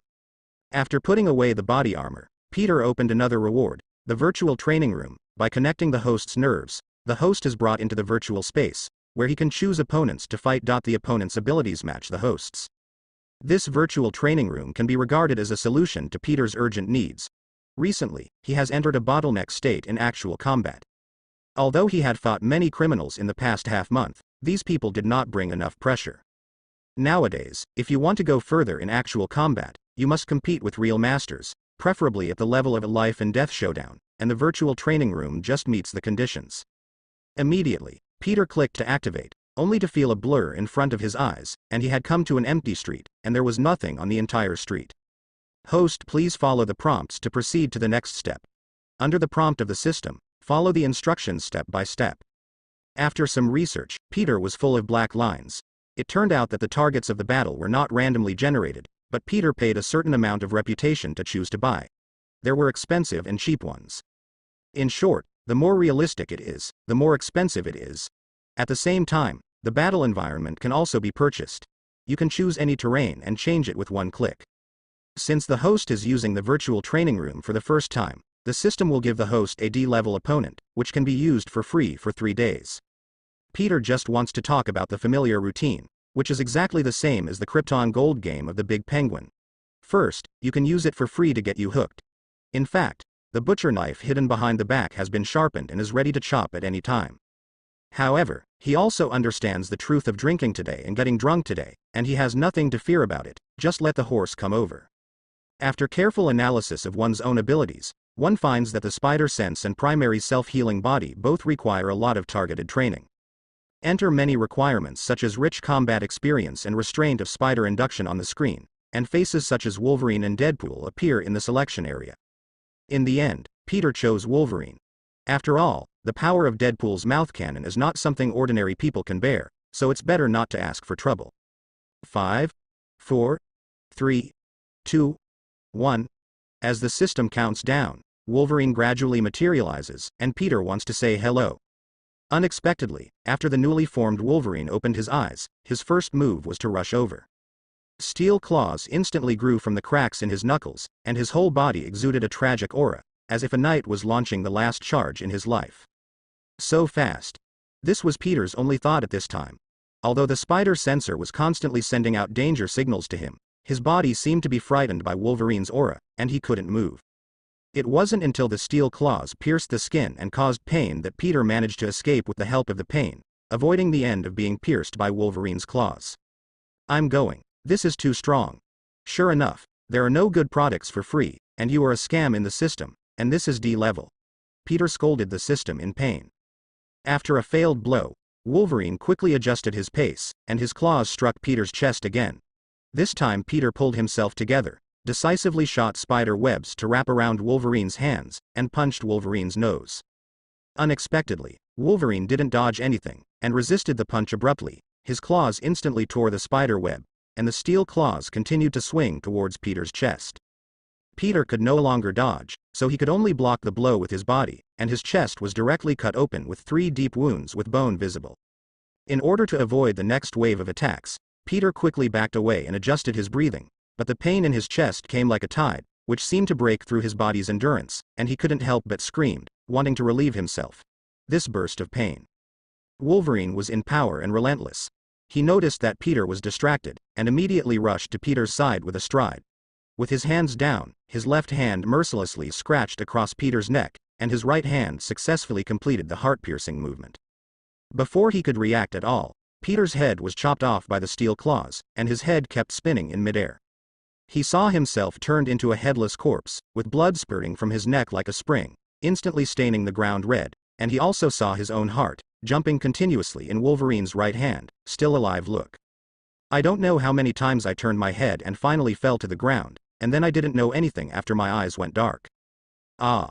Peter jumped up from the bed immediately, looked around and found that he was still at home, subconsciously touched his neck and heart. Fortunately, they were still. It took him a long time to regain his composure. He could only say that this death was too real. At that moment, he really thought that he had died. Sure enough, all the free ones are poisonous. I'm too greedy, and you must be messing with my mentality in the system. How could the Wolverine just now belong to the D-class? Please calm down, the host. Wolverine's strength has been suppressed to D-level, but even the system didn't expect such an ending. Maybe the system's detection function really needs to be reloaded. I'll go. I don't believe what you bastard is implying in the system. After I rest for a while, I will fight Wolverine until dawn. Peter replied extremely frantically. 3 days later in the morning, Peter came to the safe house with a yawn, and said to Mindy, who was stretching, "Good morning." Seeing Peter's sleepy look, Mindy joked. "Morning, Peter. How long have you been playing these 3 days, and the dark circles under your eyes are so heavy? It must be that you did something bad at night." "That's not the case at all. Mindy, you've really grown up and become more and more sensible. You even understand these things so well." Peter stretched out his evil hands to pinch Mindy's face and countered. Mindy was naturally not to be outdone, and responded to Peter in the same way. Both sides stared at each other, neither of them willing to be the first to let go. In the end, Peter let go of his hands helplessly, mainly because he was too tired. For the past 3 days, he has been staying in the virtual training room, fighting with Wolverine until dawn, without wasting any time. However, the number of death experiences has also seriously exceeded the standard. Even the super resilience can't withstand such a waste, and naturally falls into a state of excessive fatigue mentally. Although the final result was a non-victorious game, it was not without gains. The current body's self-healing speed and the use of spider induction have made a qualitative leap. After 3 days of death experience, Peter can be very confident, and now he has been reborn. he can hit 100. At this moment, Big Daddy came to the living room and said, "Peter, Mindy, you two stop playing, come and help sort out the materials." Big Daddy moved out box after box of materials from the room, and explained to the two that this was the result of his investigation since he was released from prison. Over the years, while training Mindy, he collected information about drug lord Frank Amick through his own contacts. After so many years, he collected the photos and pages of paper in this box bit by bit. The information roughly outlines Frank Amick's drug trafficking network. Big Daddy's original plan was to eradicate all the people on the information, so that Frank Amick could taste the taste of losing everything. It's just that with the deepening of the investigation, the Big Daddy found that it is almost impossible to achieve the goal with only the father and daughter. He also discovered that the occurrence of these crimes seems to be accidental but has a great correlation, and there is a more powerful behind-the-scenes hidden behind it, which has integrated the crimes to form a complete industrial chain. In fact, there was another reason that made Big Daddy give up his original goal. In fact, the revenge had begun a year ago, and the initial progress was perfect. One after another, the drug dealers were killed by the father and daughter. It's a pity that the good times don't last long. The enemy quickly sensed that something was wrong, set up multiple traps and bought high-level figures, and launched a joint operation with the police to arrest Big Daddy and Mindy. Although the result was that he escaped in time, but because of this, the Big Daddy spent half a year at home to recuperate before he managed to recover. During his recuperation period, he also figured it out. The previous goal of revenge was too whimsical. He decided to kill the big drug lord Frank Amick first, and then slowly solve the relationship network behind the big drug lord. "Peter, this is the current situation. I don't want to deceive you. Judging from the information obtained so far, this operation has a huge risk. You still have family members. You should seriously consider whether to join, but whatever you choose, we all comrades who fight together." Big Daddy expressed his thoughts to Peter with the information. Mindy, who was sitting by the side, had a troubled expression on his face. He wanted to say something but didn't say it in the end, and just looked at Peter quietly. "Uncle Damon, don't worry, you have helped me so much, I will definitely do my best to help you." "Mindy, don't look at me like this, do you already worship me?" Peter put his hand on Mindy's head up, rubbing Mindy's hair like a dog's head. It wasn't until Peter stepped aside that Mindy came to his senses, and quickly rushed forward. "Bastard, when did you become so narcissistic and dare to mess with my hair? I will definitely break your dog legs." At this time Peter also heard a mechanical sound from the system. The host got the task. Big Daddy's Road to Revenge. Complete within 24 hours and there will be surprises. Big Daddy's Way of Revenge. Big Daddy Damon's 10-year-old resentment will finally explode today, helping Big Daddy Damon successfully kill the big drug lord Frank Amick. Task Reward. Ability Draw Once. The host completion time is used as the distribution standard. After a long time of hard work by the three of them, they finally sorted out the boxes of relevant materials and drew a huge relationship diagram on the wall. The length and width are 3 meters, and the photos and the names of the people are connected in series with red lines, and the introductions of the people in the photos and the relationship between them are written beside the red lines. In this relationship map, there are not only various gang members, but also officials from various departments in New York City, internal personnel of the police department, management personnel in the docks, and so on. Looking at the various complex relationships on the relationship diagram, Peter's 3 views are completely ruined, and he can only say that the charm of money is really infinite. The drug cartel headed by the big drug lord Frank Amick uses money to clear the way, laying bait in the city, quietly waiting for the greedy fish to take the bait.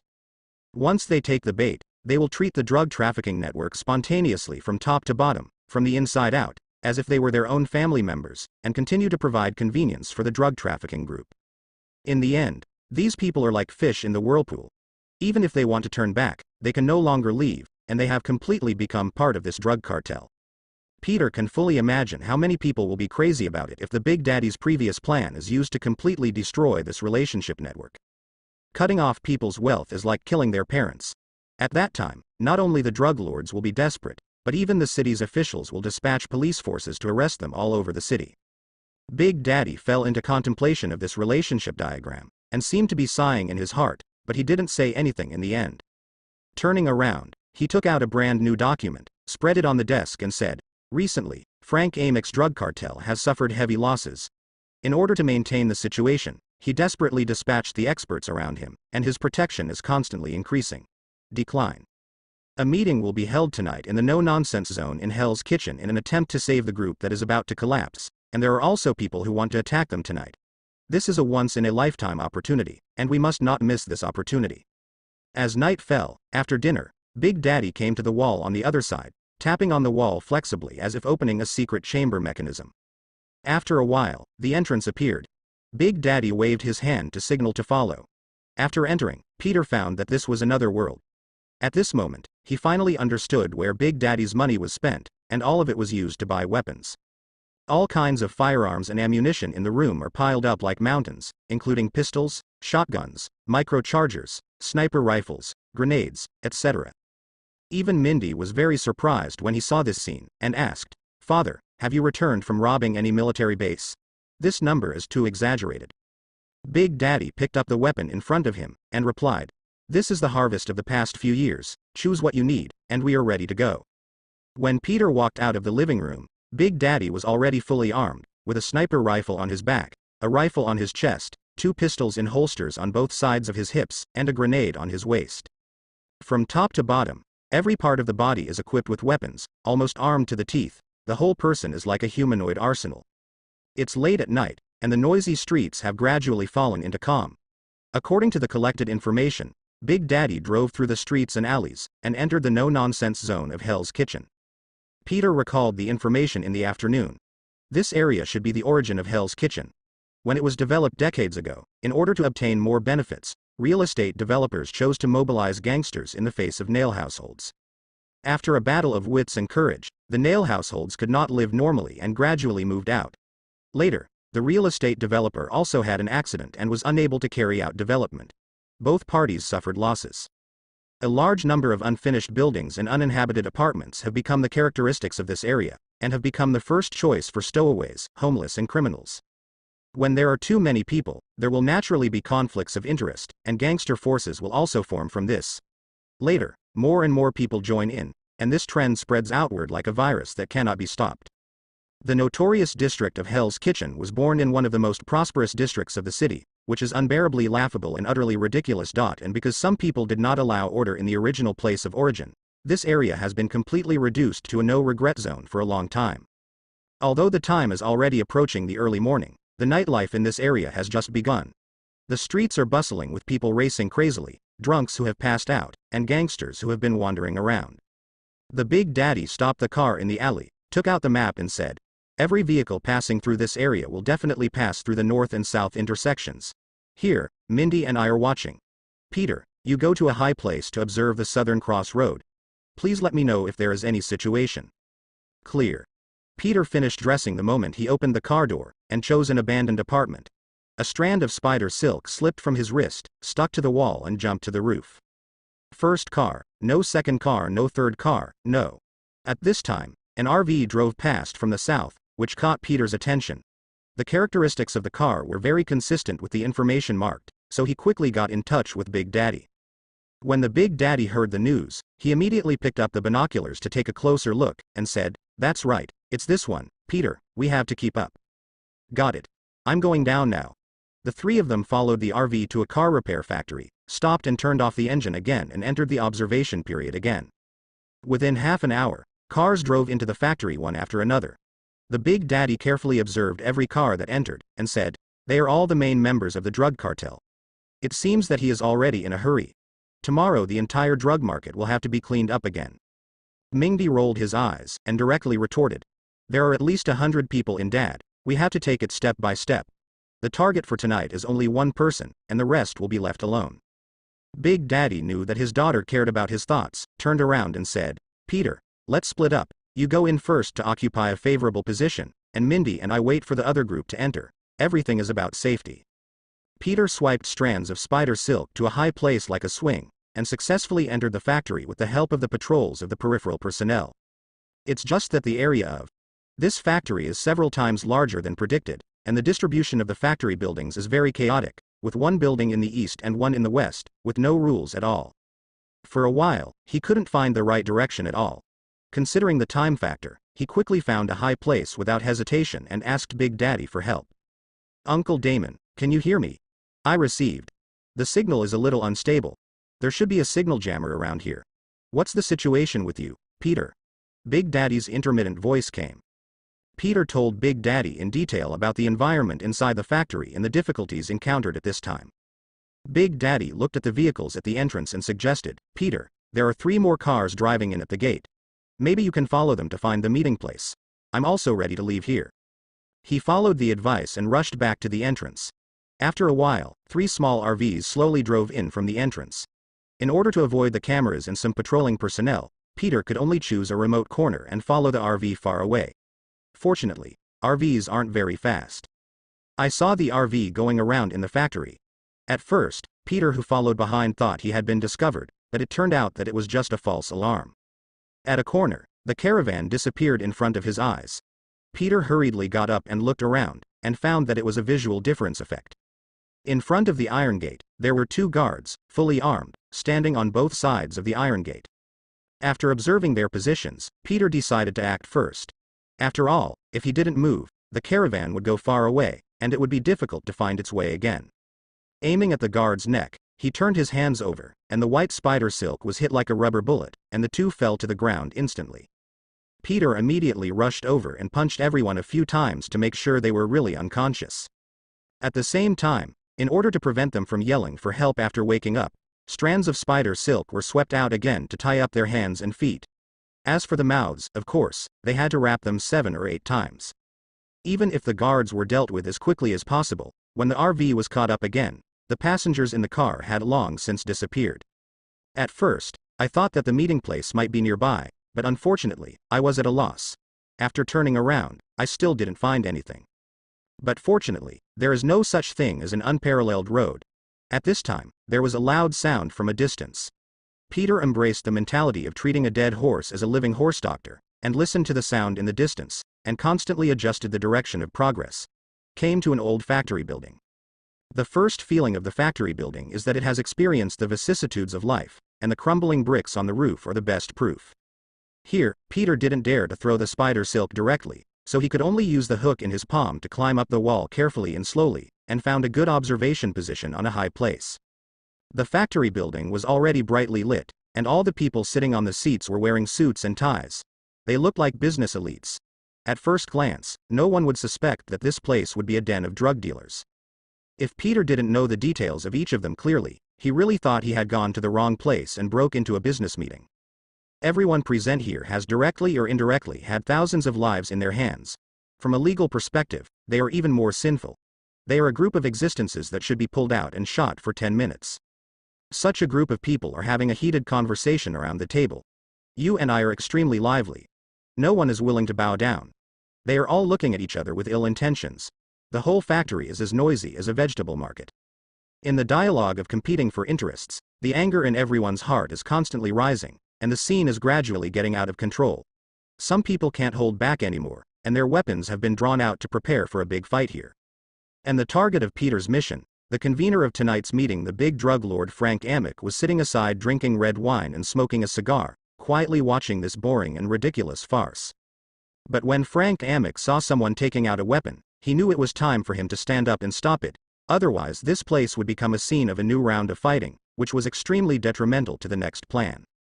He stretched his waist and put down the red wine and cigar in his hand, got up and took out the pistol from his arms and fired 3 shots in the air, issuing a warning as the protagonist. Bang, bang, bang. After hearing the gunshots, the factory building became even more chaotic. The younger brothers standing behind the boss took out their weapons and aimed at each other, as if bows and arrows had been wounded and were about to go off, waiting for an order from their boss to send each other to see God.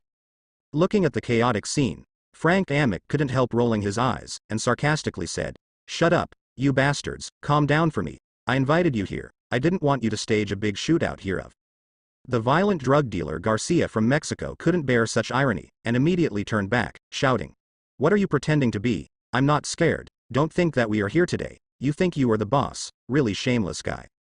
When Frank Amick heard it, he realized that if he didn't show some real skills, these idiots really thought they were dead, and they would never be quiet.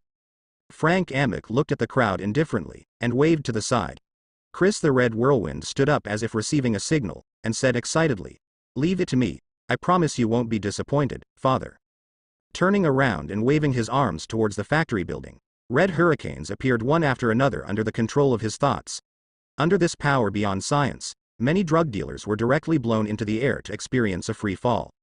Frank Amick looked at the fallen people and said viciously, "Can you calm down now? If you haven't calmed down yet, I don't mind sending him a free ride to see God." Although some drug dealers are still dissatisfied in their hearts, seeing the stunned red whirlwind Chris beside him, of course they are good guys who don't suffer from immediate losses. They are old and cunning, and they all know that young people of 17 or 18 do not have profit-oriented views in their minds. After some eye contact, the drug dealers quickly reached an agreement. Isn't it just a shame? Later just let their family bleed more.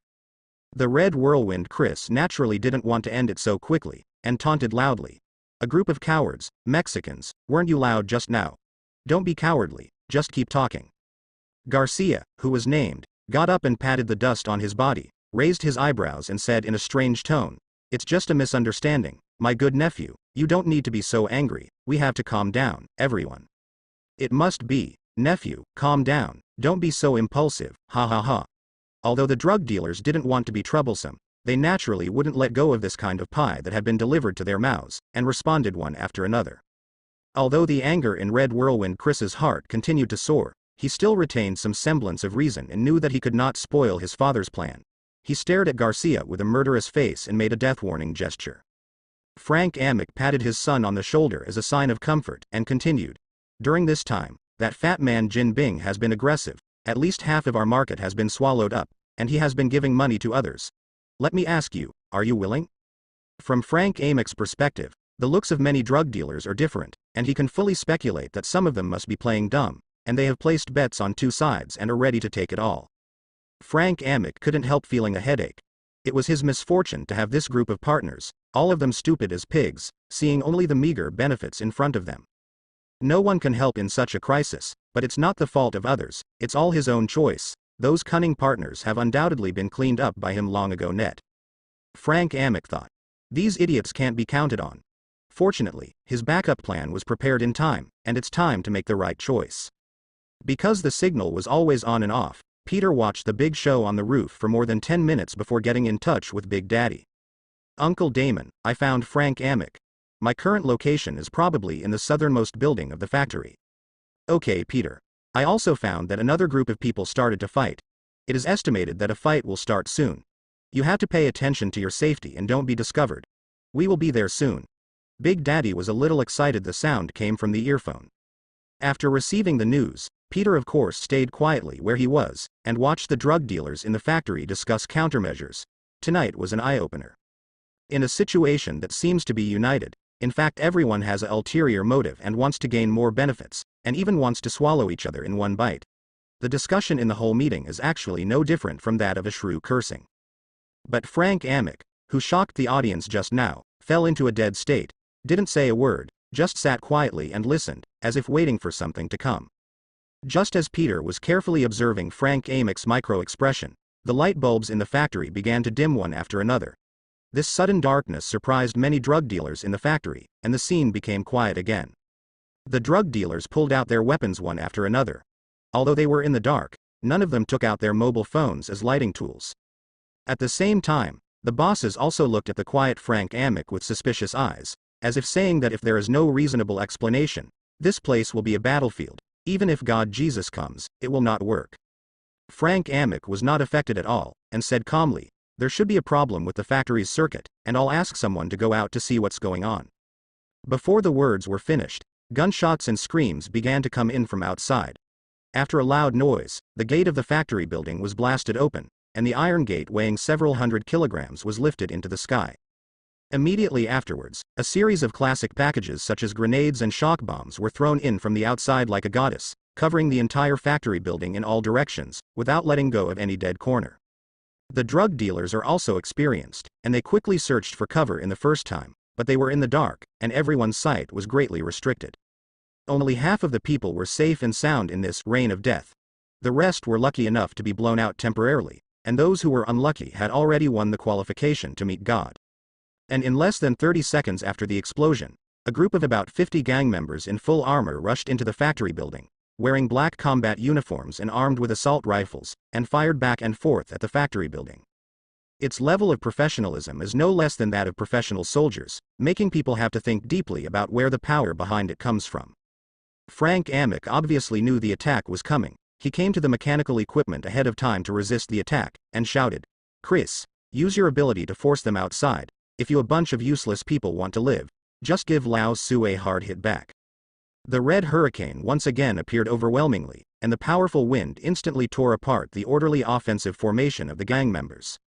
Under the hurricane-like counterattack, the drug dealers gradually came out of the enemy's fire suppression, and the bosses even issued the strongest bounty. "Rush out for me. Kill one and I'll reward you with 100 million yuan, and the leader will give you 1,000 million yuan directly, and I will cover the rest of your life." The charm of money is the most moving, and it also stirs people's hearts the most. The happiness of the rest of your life depends on this moment. The younger brothers rushed out enthusiastically, using their lives to pave the way for the next counterattack. At this time, the number advantage of the drug dealers began to show. Under the raging hurricane and life-for-life tactics, the incoming gang members gradually couldn't suppress the drug dealers' attack. Casualties began to occur, and they were forced to leave the factory soon. The drug dealers could not help cheering in high spirits. Just when they thought that the dawn of victory was just around the corner, the other parties seemed to have predicted the occurrence of this situation and made preparations in advance. A giant man stood up and shouted, "Little ones, get out of the way." He tore off the black combat uniform, and his strong upper body was only wearing a tight vest, exposing his rock-like hand muscles. He raised the RPG in his hand, and said with a wild smile, "Haha, boy, try the great gift that the uncle carefully prepared for you. Come, give the uncle a smile." Looking at the oncoming rockets, Chris the Red Whirlwind didn't dare to be careless at all. While keeping the distance back, he controlled the hurricane to throw the rockets back. Bang! Bang! Bang! Under the cover of the rocket explosion, the gang members attacked again. This time, it was unknown whether it was purely a mistake, or the drug dealers deliberately gave way. The brawny man has unknowingly come to the Red Whirlwind Chris. He raised the RPG again and said with a smile, "It's pretty powerful, kid. Let's do it 3 more times." At this time, Chris the Red Whirlwind was sweating profusely, and his condition had not yet recovered. He just wanted to taunt and improve his momentum. "You only have this ability, weak chicken." He didn't expect that a new round of attacks had already started, and the rockets that were less than 20 meters away instantly came to him, and he felt a strong breath of death. "Ah, move for me."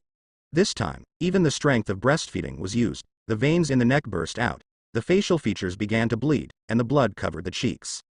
At the last moment, he successfully threw the rocket upwards, but the manpower is limited after all, so the Red Whirlwind Chris completely lost his strength, fell to the ground and passed out. There was a loud noise and a strong explosion opened a skylight on the ceiling of the factory building. It will be convenient to look up at the starry sky in the factory building in the future, and there is no need to go outdoors at all. Peter, who was on a high place, quickly changed his position, and felt the whine of the factory building. It was about to be unable to bear the pain, and it was going to lie down. Before the drug dealers have finished the feeling of escaping from the dead, the bullets of the gang members came again, and without the suppression of the hurricane, even the most brutal life-for-life tactics could no longer sustain it. At this moment, the temptation of money gradually receded in the mind. Even higher and more money could not stop human beings from fear of death. The combat effectiveness of drug dealers declined step by step. The gang members also immediately started chanting slogans such as "handing in your guns and not killing," "surrendering and not dying," which dealt a fatal blow to the drug dealers whose morale had dropped. They began to put down the weapons in their hands hesitantly, squatted down and put their hands on their heads, longing for a chance to live. The counterattack formation of the drug dealers completely collapsed. No one can effectively stop the attack, and the gangsters did not miss this opportunity, broke into the factory building with such force, and quickly controlled the situation. A few minutes ago, the factory building was relatively lively and crowded, but now it is full of corpses, with a few unlucky people piled up in every corner, and there are stumps and broken arms everywhere on the ground. There was a sinister smile on the corner of the strong man's mouth. He moved his wrist and walked over, instructing the members to restore the lights and gather the surviving drug dealers at the table. He opened the mouth and said, "Everyone, let me introduce myself. My name is Bear. You can call me by my code name, and you can also call me Bell. I am very honored to participate in your meeting today. I came here today mainly to discuss one thing with you and invite you to join our big family." Garcia, who had escaped from the catastrophe, immediately became happy when he heard this, because he was the one who was trying to have both. He had just discussed with Jin Bin a few days ago so he said that this would be a good opportunity to show his power, and if he made good use of it, he might be able to win the market in a few more districts. In order not to be robbed of the opportunity, Garcia directly stepped forward and cursed in the most angry tone. "Damn. Where did the wild dog come from? You are not qualified to talk to us. Your boss Jin doesn't even dare to do this talk to us." The other drug dealers of the same nature saw the behavior of the old coward Garcia, and instantly understood his intentions, secretly regretting that it was not themselves. However, some people acted as the first brave men and took the lead to test Jin Bing's bottom line. Of course, they followed up to help him and cursed one after another. After Bell saw this scene, he pulled out his pistol without saying a word, shot Garcia's leg, and roared fiercely, "You guys are really shameless. I don't think you have figured out the situation now." The noisy factory fell silent in an instant, and the only movement was Garcia holding his legs and screaming. But no matter how severe the pain was, he couldn't hide the surprise on his face. How could this happen? The story didn't develop like this. He really wanted to scold Bell. "Did you not take the script?" Bell waved his hand to drag Garcia away, and continued, "Are you sober now? There is only one way for you to go now, and that is to join us. What's more, after tonight, the entire drug market in New York is waiting for us. But it's all money that fell on the ground, don't you all want it?" Then broke the news. "Do you know why we can be so clear about your every move? Of course, Frank Amick has already joined us. Time is running out, so you make a decision quickly. You can trust the words of an enemy. If you think about it with your brains, it's simply impossible." Frank Amick explained under the suspicious eyes of many drug dealers, while looking at Bell gloomily from the corner of his eye. He knew that all his plans tonight were all in vain. His whole card, the Red Whirlwind Chris, failed to suppress Jin Bing's men, which led to the current situation being so passive. Otherwise, the entire drug market would be his own after tonight. When Peter talked about the situation at this time, Big Daddy seemed very excited and said, "Peter, you are ready to change positions at any time, and you must watch Frank Amick for me. This opportunity must not be missed. Me and Superkiller is going to join you now." Naturally, he didn't object, because he also agreed that this was an excellent opportunity, and if he missed it, he would regret it for the rest of his life. Just when Peter thought the drama was about to come to an end, the development of things changed again, and this time the protagonist was himself. Suddenly Bell raised his head and smiled, raised the PRG in his hand and said viciously, "Little bug upstairs, whether this big show is exciting to watch from above, we can charge for it." At first, I thought it was just a trick, but what I didn't expect was that Bell directly fired a rocket, and the rest of the gang members immediately raised their guns and shot in this direction. "Damn it, you really found me." Peter quickly launched a spider thread to the opposite side, and jumped away from the spot, although he successfully avoided the attack. But still overestimated the capacity of the factory building. The rocket that exploded again became the last straw. The entire ceiling completely lost its support, and began to accept the invitation of gravity to embrace the earth. Bell immediately issued an order to press the drug dealers to avoid falling rocks, and Peter was also in a hurry, adjusting his posture in the air and jumping a few times before arriving at the conference table. In a burst of dust, Peter looked at the gang members in front of him, and said with some embarrassment, "Hi, good evening, brothers, have you eaten yet? I'm just passing by, don't be so excited, I'm leaving now." When the gang members saw the prey in front of them, they naturally wouldn't be soft-hearted, and immediately fired countless bullets towards Peter. Peter flung out the spider's thread again and fled, jokingly said, "You're too irritable, buddy. This is not a good thing. Getting angry can easily hurt your body." Bell on the side stretched his muscles and bones, looked at the drug dealers and said, "No wonder everyone is quite calm. It turns out that there are backers. But your hopes are doomed to be shattered, so come a few people and let's fight with this little bug. Have fun, and talk about the rest with our big boss." As soon as the words fell, more than 30 gang members came out in an instant, staring at Peter above, looking ready. "As for it, with so many people here, do you think so highly of me?" Peter complained while observing the opponent's position, thinking about the two options of preemptive strike and temporary retreat. At this time, Big Daddy's voice came and made a decision on this issue. "Peter, we are here, we can fight, you stop Bear Bell, and leave the rest to me and Mindy. Is there a problem?" "No problem, the action begins." Peter flung spider webs at the overhead lights, making the factory dark again, and threw all the smoke bombs on his body to create a favorable fighting environment. When Bell saw it, he immediately pulled out his pistol and fired 3 shots into the sky, warning the drug dealers present, and said, "Calm down, don't panic at this level, and watch the people in front of you." Peter came to the gate of the factory building, and used the spider silk to stick the iron door that had been blown up before. Holding the spider silk with both hands, the iron door started to rotate as a discus. When the centrifugal force generated by the rotation of the iron door reached its highest point, Peter aimed at Belle and threw it out. The moment the iron door was thrown out, Belle in the smoke also noticed something, and rolled under the table, shouting loudly, "Something is coming, be careful to dodge." After Belle's reminder, the people behind him also immediately searched for all kinds of cover, and the iron gate swept past, and those who had no time to dodge followed the iron gate and kept rushing forward, screaming continuously. Under the cover of the iron gate, Peter flung balls of spider silk at Belle and the others, trying to limit their actions as much as possible, reducing the possibility of shooting, and creating opportunities for the Big Daddy.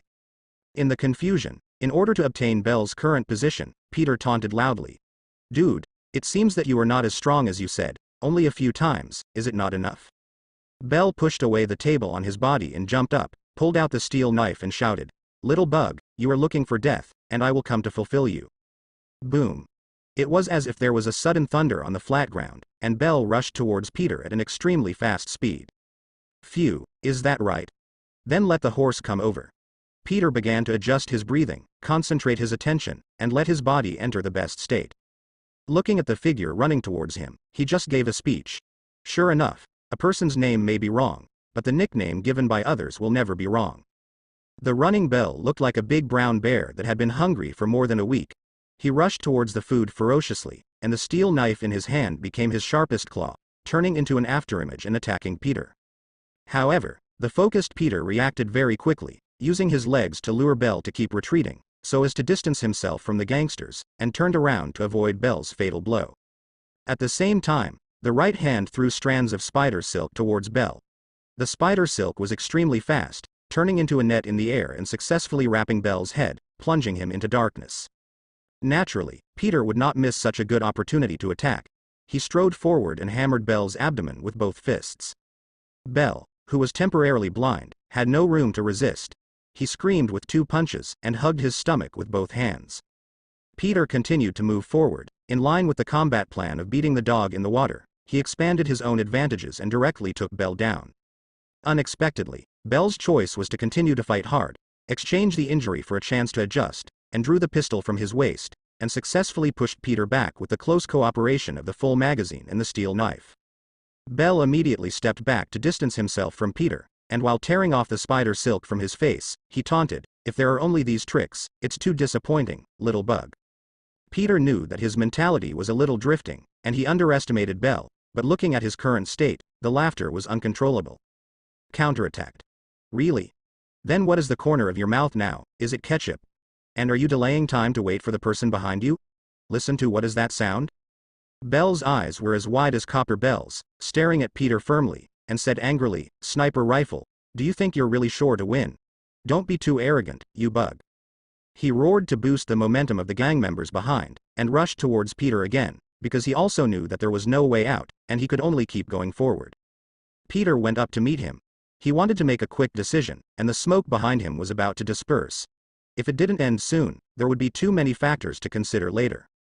With a sudden step on the ground, it disappeared from Belle's sight like a bolt of lightning, aiming at Belle with both hands and continuously throwing out spider webs.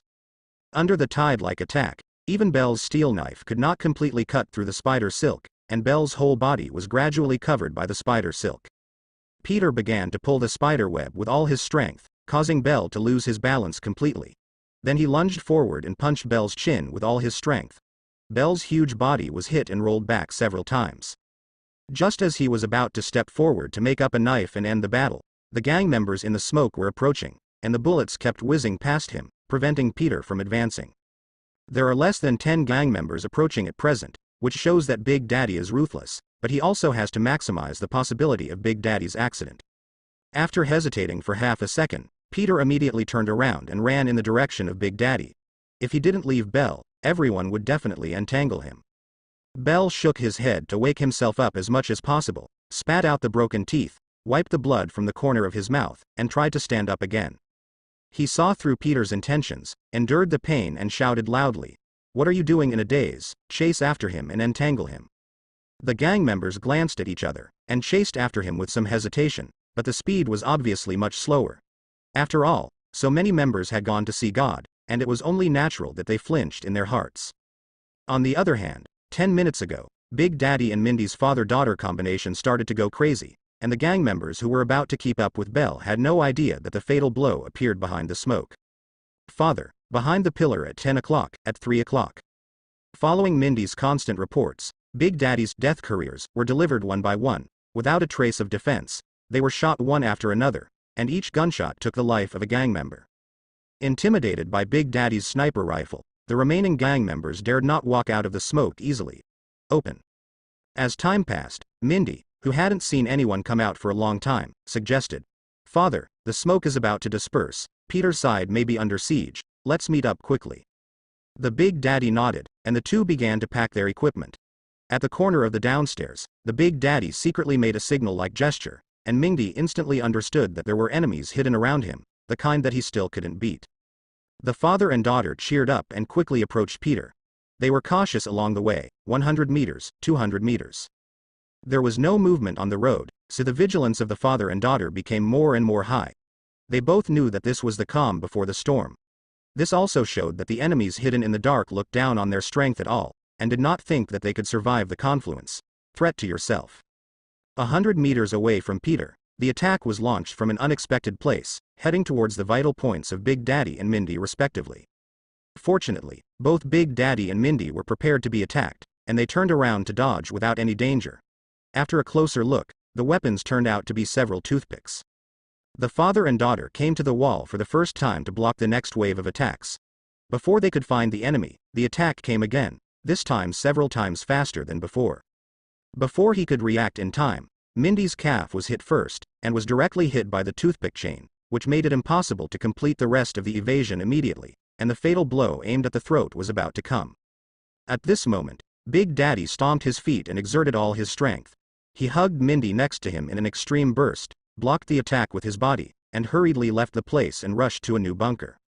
After taking cover, Mindy gritted his teeth and pulled out the toothpick from his calf, and then dealt with Big Daddy's wound, only to find that the situation was worse than expected.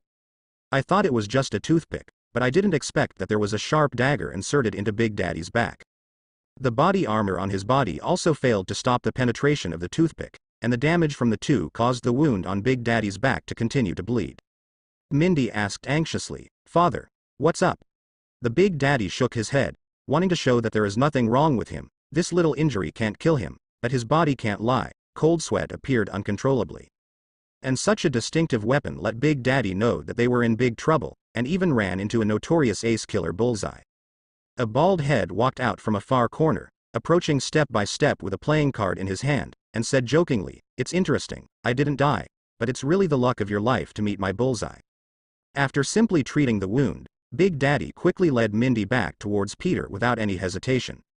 In the few rounds of fighting just now, Big Daddy already knew that the strengths of the two sides were too disparate in the dark environment.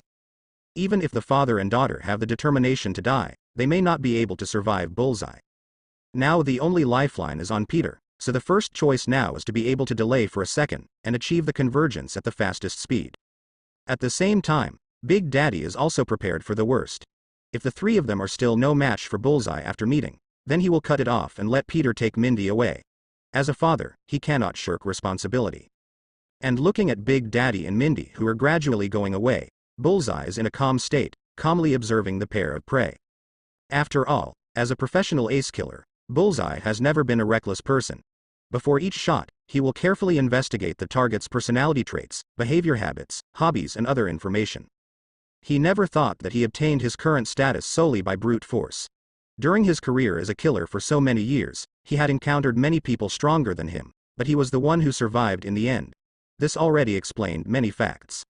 After some observation, Bullseye got all the information he wanted, stretched himself like a cat catching a mouse, and looked at his snack tonight.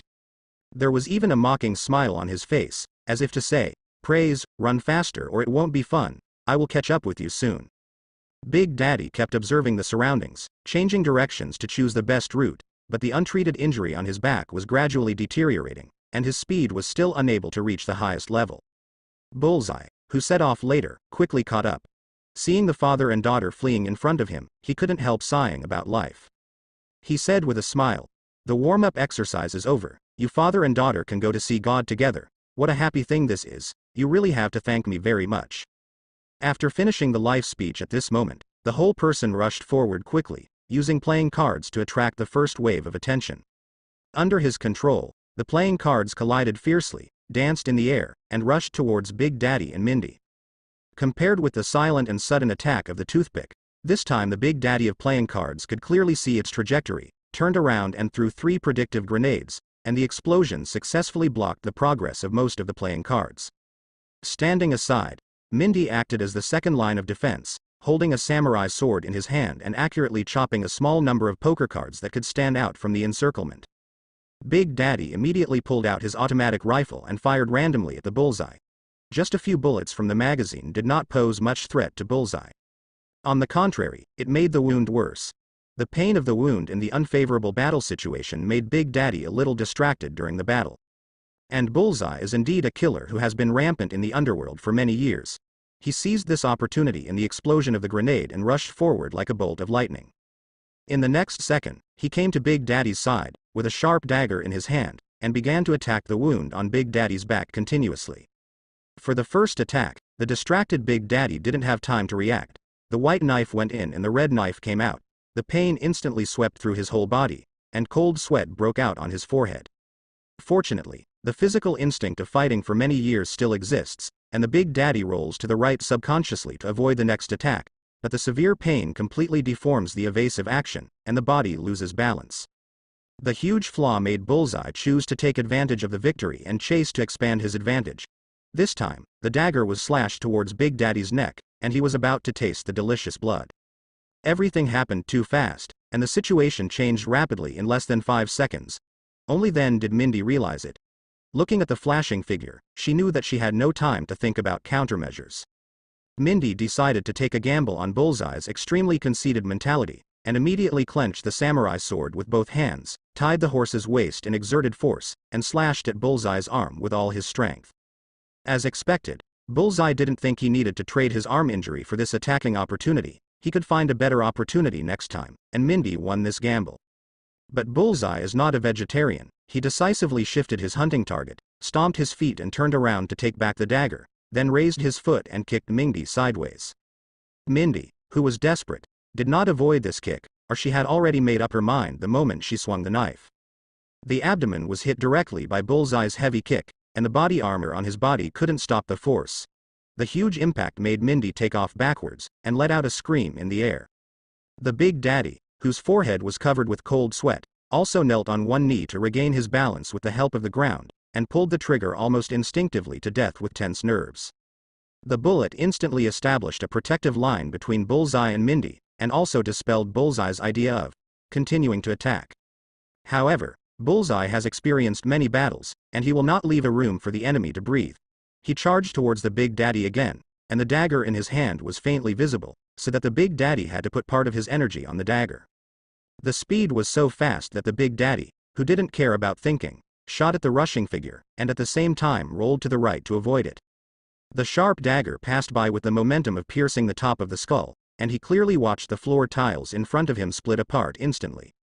After the dagger, there's Bullseye's menacing face, a slightly reflective head, and a powerful kick, all timed perfectly. Big Daddy didn't have enough time to dodge, so he chose to use his body and rifle as a shield to resist. In the end, he still underestimated the impact of the injury on his back, and took dozens of steps back before barely resisting Bullseye's kick. Perhaps before he was injured, Big Daddy could compete against Bullseye for a while, but now that he is seriously injured, he has no power to fight back, so he can only defend with difficulty, waiting for the opportunity to counterattack. And Mindy was lying not far away and was trying to get up, but this simple movement was a bit difficult for her. Bullseye's heavy kick just now seemed to have broken Mindy's ribs. She could feel the pain coming from her abdomen, and her body was sending a signal of overwhelm to her brain, warning her not to make any unnecessary movements. Looking at the struggling prey in front of him, Bullseye already felt extremely bored and even disgusted in his heart. A thought flashed in my mind. After all, after-dinner snacks are still not as good as the main meal, and it's time to end this already boring after-dinner exercise. With a wave of his hands, he dealt playing cards to Big Daddy and Mindy, and performed the last beautiful dance of their lives for them, the dance of death. Big Daddy looked at the oncoming poker, and a hint of despair appeared on his face. He had no strength left to dodge the blow. At this time, strands of spider silk passed by, knocking down all the flying playing cards, and a red and blue figure was coming towards this side swinging the spider silk. The Big Daddy fixed his eyes and saw that it was Peter who had decisively left the battle just now, and he finally arrived at this critical moment. After observing the battle situation at the moment, Peter helped the slightly injured Mindy up first. "Can you still move? Someone is chasing after you. Take Big Daddy away first, and leave this place to me." Knowing that he and his father are now powerless to fight, Mindy endured the pain without hesitation and walked towards the old man with a samurai sword, and gave all the information he knew. "Be careful, he is Bullseye, don't be careless." Peter nodded to show that he had received it. Of course he didn't dare to be careless. Strictly speaking, Bullseye should be the first real criminal he encountered in this world. Bullseye on the side could hear the information exchange between the two of them clearly, and he also saw that the masked man in front of him was the last hope of the father and daughter. But he didn't care, and he didn't think that following the masked man would bring him much danger. As the saying goes, wolves will never be with sheep. His face was full of irritability and disdain. Bullseye thought he shouldn't be wasting time here anymore. He had been adhering to the good habit for many years, cut the nonsense, and directly charged to Peter's head and punched him with all his strength. Of course, Peter's choice was to forcefully go back, achieve the dialogue with his fists, and greet him head-on. This is not only the anger in the heart that needs to be vented, but also the cunning type of Bullseye. Head-to-head play is more conducive to the advantage. After all, in terms of actual combat experience, he can't compare with the experienced Bullseye at all, and it's not in their interest to be caught in a protracted war, but they haven't forgotten the main goal tonight. Sure enough, there were no surprises. In this round of power exchange, Peter had the upper hand, and Bullseye was forced to retreat continuously to relieve the arrival of the huge force. At the moment of backing up, Bullseye turned pale with fright. He felt that he had lost control of his body, and his fisting right hand trembled involuntarily. His face darkened. He knew that he should put on all his energy. The masked man in front of him was a formidable enemy, and he couldn't help cursing secretly in his heart. Fuck. There really is a wolf among the sheep, maybe even a wolf king level, what the hell. Bullseye resolutely changed the target of the battle, taking his own interests as the first choice. He didn't want to overturn in such a small place. Besides, tonight's operation was not his task. There was no need to gnaw at this powerful enemy that suddenly appeared. Seeing Peter approaching, Bullseye turned his eyes to the injured two. With a smile on his face, a large number of playing cards, nails and screws rushed towards Big Daddy and Mindy. These items that can be seen everywhere in daily life have all been upgraded and optimized in Bullseye's hands, causing damage comparable to bullets, making them Bullseye's most powerful killing weapon. Inadvertently, Peter still entered the fighting rhythm of Bullseye, and could only keep throwing out spider silk to block the attacking flying objects. But Peter also knew his shortcomings, took a deep breath to maintain a steady state of mind, and calmly observed Bullseye's every move. Since Mindy can't leave for the time being, then adjust the spider silk to the blue flame state, wrap it around the wounds of the two, and give a wave of simple treatment first, so that Big Daddy and Mindy's future choices will also increase. You can fight or retreat. And according to the current crazy throwing speed, even if Bullseye carries more weapons, it won't last long, and it's only a matter of time before they are exhausted. Peter stared at Bullseye's wrist, adjusted his position, and began to count down silently in his heart. 5, 4, 3, 2, 1. It was at this moment that the opportunity for a breakthrough came. Peter immediately threw out the spider web and stuck it to the wall above. With a pull of his arms, his body was shot towards the Bullseye like an off-string arrow. But after all, he still underestimated Bullseye's old-fashioned experience. Under his premeditated pulling back and forth, and paying too much attention to the state of Mindy and the two, Peter was voluntarily entered into the factory building. Here, the Bullseye seems to have entered the home field, and the combat power has been soared at a rapid rate. The piles of car repair tools such as wrenches and hammers, and even the stones on the ground have become a new round of throwing weapons. All of a sudden, countless throwing weapons came oncoming, so that even Peter, who had a spider sense, couldn't completely avoid it. The only choice is to bite the bullet and continue to rush forward. Fortunately, it served as the first line of defense. The nanosuit was not broken, you just need to pay attention to avoiding the vital parts. However, it seemed that Peter ignored most of the great situation where the attack was overwhelming, but in fact no effective results were achieved. The Bullseye after entering the factory building was not careless, and kept a certain distance from Peter, which was just right. Bullseye, who is extremely vigilant, makes this battle suspenseful again, and the battle enters a stalemate. But it is good news for Peter. Bullseye can no longer prevent Mindy and Big Daddy from leaving. At the same time, he has also officially entered the invincible position. At this time, he can leave the battle and leave the factory building at any time, but considering that the goal tonight is close at hand, such a perfect timing is really not to be missed. After some thinking, Peter decided to stay and wait and see the development of the matter. Maybe there will be a new turning point. Be patient in everything, and he still has a lot of time to be happy with Bullseye. On the other side of the confrontation, Bullseye clearly felt the change in play style. He knew that his troubles had arisen, and the advantages he had accumulated before were gradually tilting away towards the enemy. At this time, Bullseye still seemed to be in a calm state, but only he himself knew that the anxiety in his heart was about to be uncontrollable. On the one hand, he underestimated Peter's strength and made a mistake in the hostage step, which resulted in the loss of a good hold in the battle. On the other hand, during the fight, he intuitively sensed the gaze of death several times, clearly telling him that there was a deeper existence hidden behind him, which was hostile to him. Although it was just an unfounded feeling, Bullseye was willing to trust his intuition over the years. This enemy is like an experienced hunter quietly staying in the dark, staring at the prey in front of him, waiting for an opportunity, a perfect moment to harvest the whole field. On the other side, there was a third party in the factory. Bell, who had been sent back for treatment before, regained his senses, and the anger in his heart was constantly burning, which could not be calmed down for a long time. It is a great shame to be forced to such a point by a little bug, and it is an indelible stain in his life, which makes him feel uncomfortable with everything around him. When I glanced at the peaceful expressions on the faces of the drug dealers from the corner of the eye, I seemed to see them taunting him. That's it. This level dares to brag here. I'm really laughing at me. The anger in his heart seemed to have found the best outlet. Bell snatched the rifle of the gang member beside him, and the gun rang, and all the rounds of bullets in a magazine poured out. Although the gang members beside him immediately grabbed Bell's arm and pulled it up, half of the bullets flew in the air, but half of the bullets still hit the unsuspecting drug dealer. Whether it was a gang member or a drug dealer, they were all in a dazed state, and the contract that had been agreed to was broken suddenly. No one expected that Bell would dare to do this. And the drug dealers who were shot couldn't accept the fact that they were about to die after they escaped from birth. Such a happy and sad experience made their emotions uncontrollable like a volcanic eruption, and they all burst into curses. The scolding didn't calm Bell down, but added fuel to the fire, fueling the growing anger. Bell showed a ferocious face, pushed away the gang members beside him, and quickly changed the magazine to prepare for another attack. At this time, a figure walked out of the corner, approached Bell like lightning, and slapped off the arm that was changing the magazine. The Desert Eagle in his hand seemed harmless on Bell's waist, but it was actually aimed at his heart, and an extremely deep voice appeared. Calm down. Our task has not been completed yet. There are other voices coming from the door. You take some people to see what's going on. Leave it to me here. You.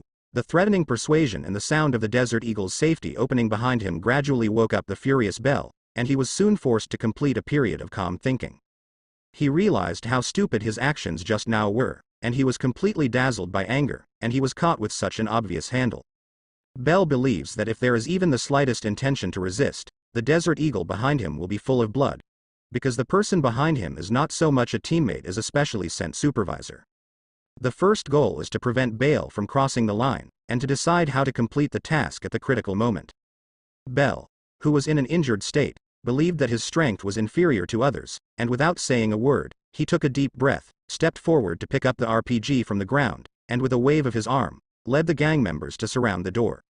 At the entrance of the factory building, the bullseye that has been circling around saw the people of Bell who were gradually approaching. Their faces were still expressionless, but their bodies changed their direction very consciously so that the two sides could meet. I was even more overjoyed in my heart. The previous anxiety was finally relieved a little bit, and the expected cannon fodder finally arrived, so the next step will depend on whether the group of cannon fodder can perform well. Peter, who was on the other side of the confrontation, naturally also noticed the change in Bullseye's direction, although it was unclear what his next intention was.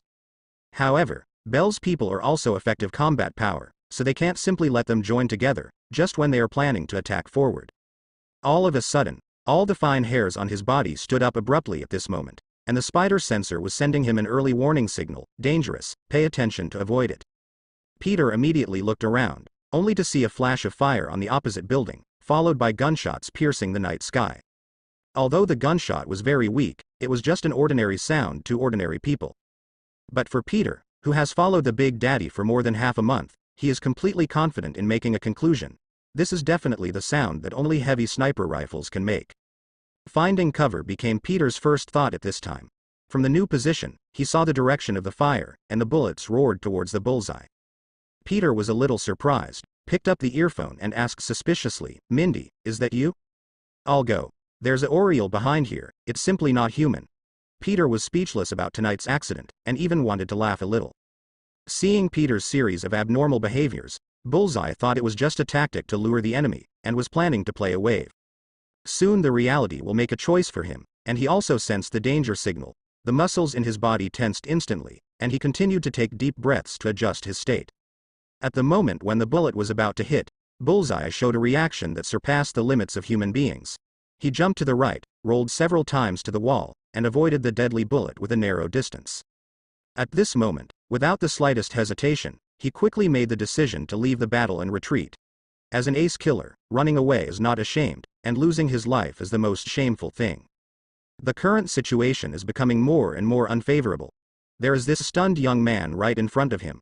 His naive combat style makes him know at a glance that he is at the age of a kid, and his mind is full of that useless sense of justice.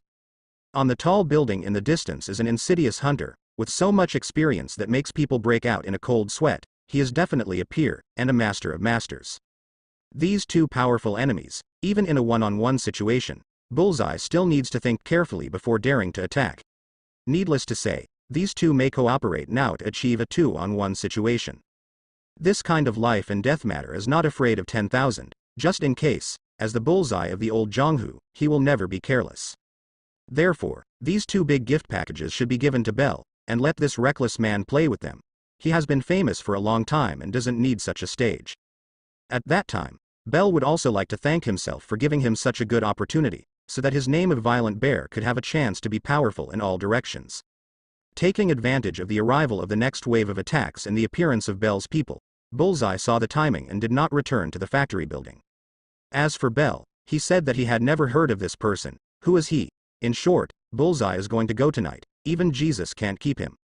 When Bell, who was leading the team, saw Peter confronting him in the distance, the anger in his heart burned again, and only the red and blue figure remained in his eyes. He gritted his teeth and made full preparations, and RPG quickly finished reloading and rushed over. You have to give your beloved little bug a huge surprise with your own hands, and taste the sinisterness of this society. It was also this slightly reckless move that allowed Bell to see Bullseye's every move, the completely opposite direction, and the slightly terrified expression. His face sank instantly, and he had to wonder whether there was danger around him, or whether it was at the fatal level. Otherwise, how could such a conceited ace killer like Bullseye avoid his sharp edge, and it can even be said that he ran away. For this inference, Bell expressed disbelief in his heart, but the facts and sense of crisis made him quickly come back to his senses. He thinks that he has always been a self-aware person, but he is very clear about his own strength, and he has not been able to reach the Bullseye level at the peak moment, let alone he is still seriously injured. At this moment, it is considered that the human desire to survive has been brought to the limit, and a storm of thinking is frantically unfolding in the mind, and one response plan after another is formulated, abandoned, and replanned. Bell knew that there was not much time left for him, and he no longer dared to hesitate for a second, and his body took the lead in taking action. The first step is to reduce the burden on the body. Without a word, throw the RPG in your hand directly to the gang members behind you, and roll a donkey towards the back predictably. When the gunshots rang out again, Bell had already rolled and crawled behind the gangsters. In less than 2 or 3 seconds, he used the gangsters in front of him to build a human shield for himself. Most of the gang members couldn't react for a while due to the obstruction of sight and the sudden appearance of RPG. The hot bullet pierced through the human wall like a sharp arrow, and the huge impact took away one life after another. Even though the bullet continued to advance through the flesh and blood, its power remained undiminished, directly piercing through Bell's abdomen. This hit plus the previous abdominal injury, combined with the severe pain, caused Bell to completely break his defense, and he could no longer suppress his instinct for pain, screaming continuously in his throat.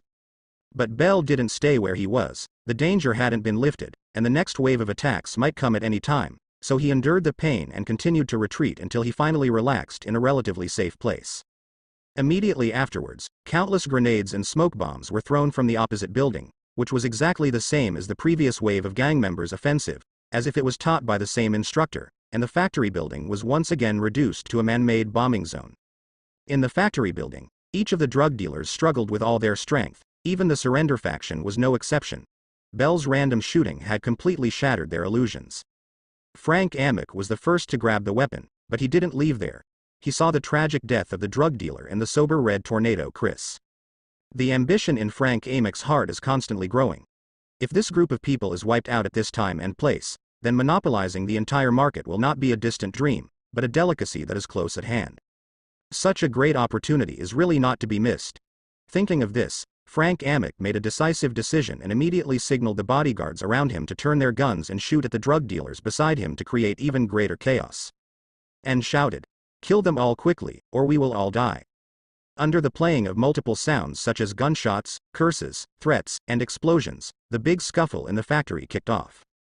Frank Amick successfully drags the remaining drug dealers into the murky waters of mayhem.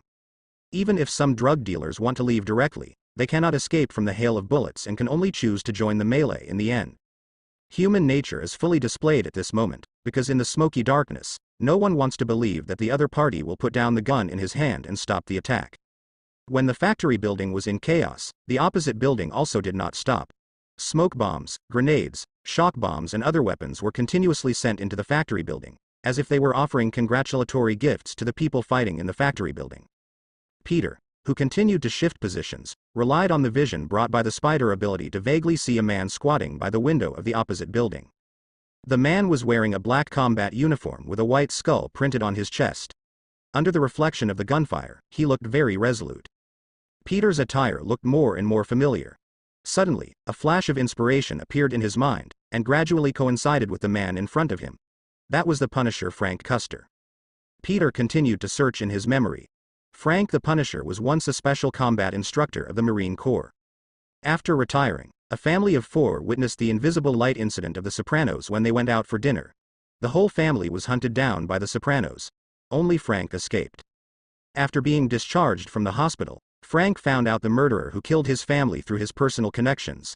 At that time, he chose to take the murderer to court, believing that the law could bring him justice.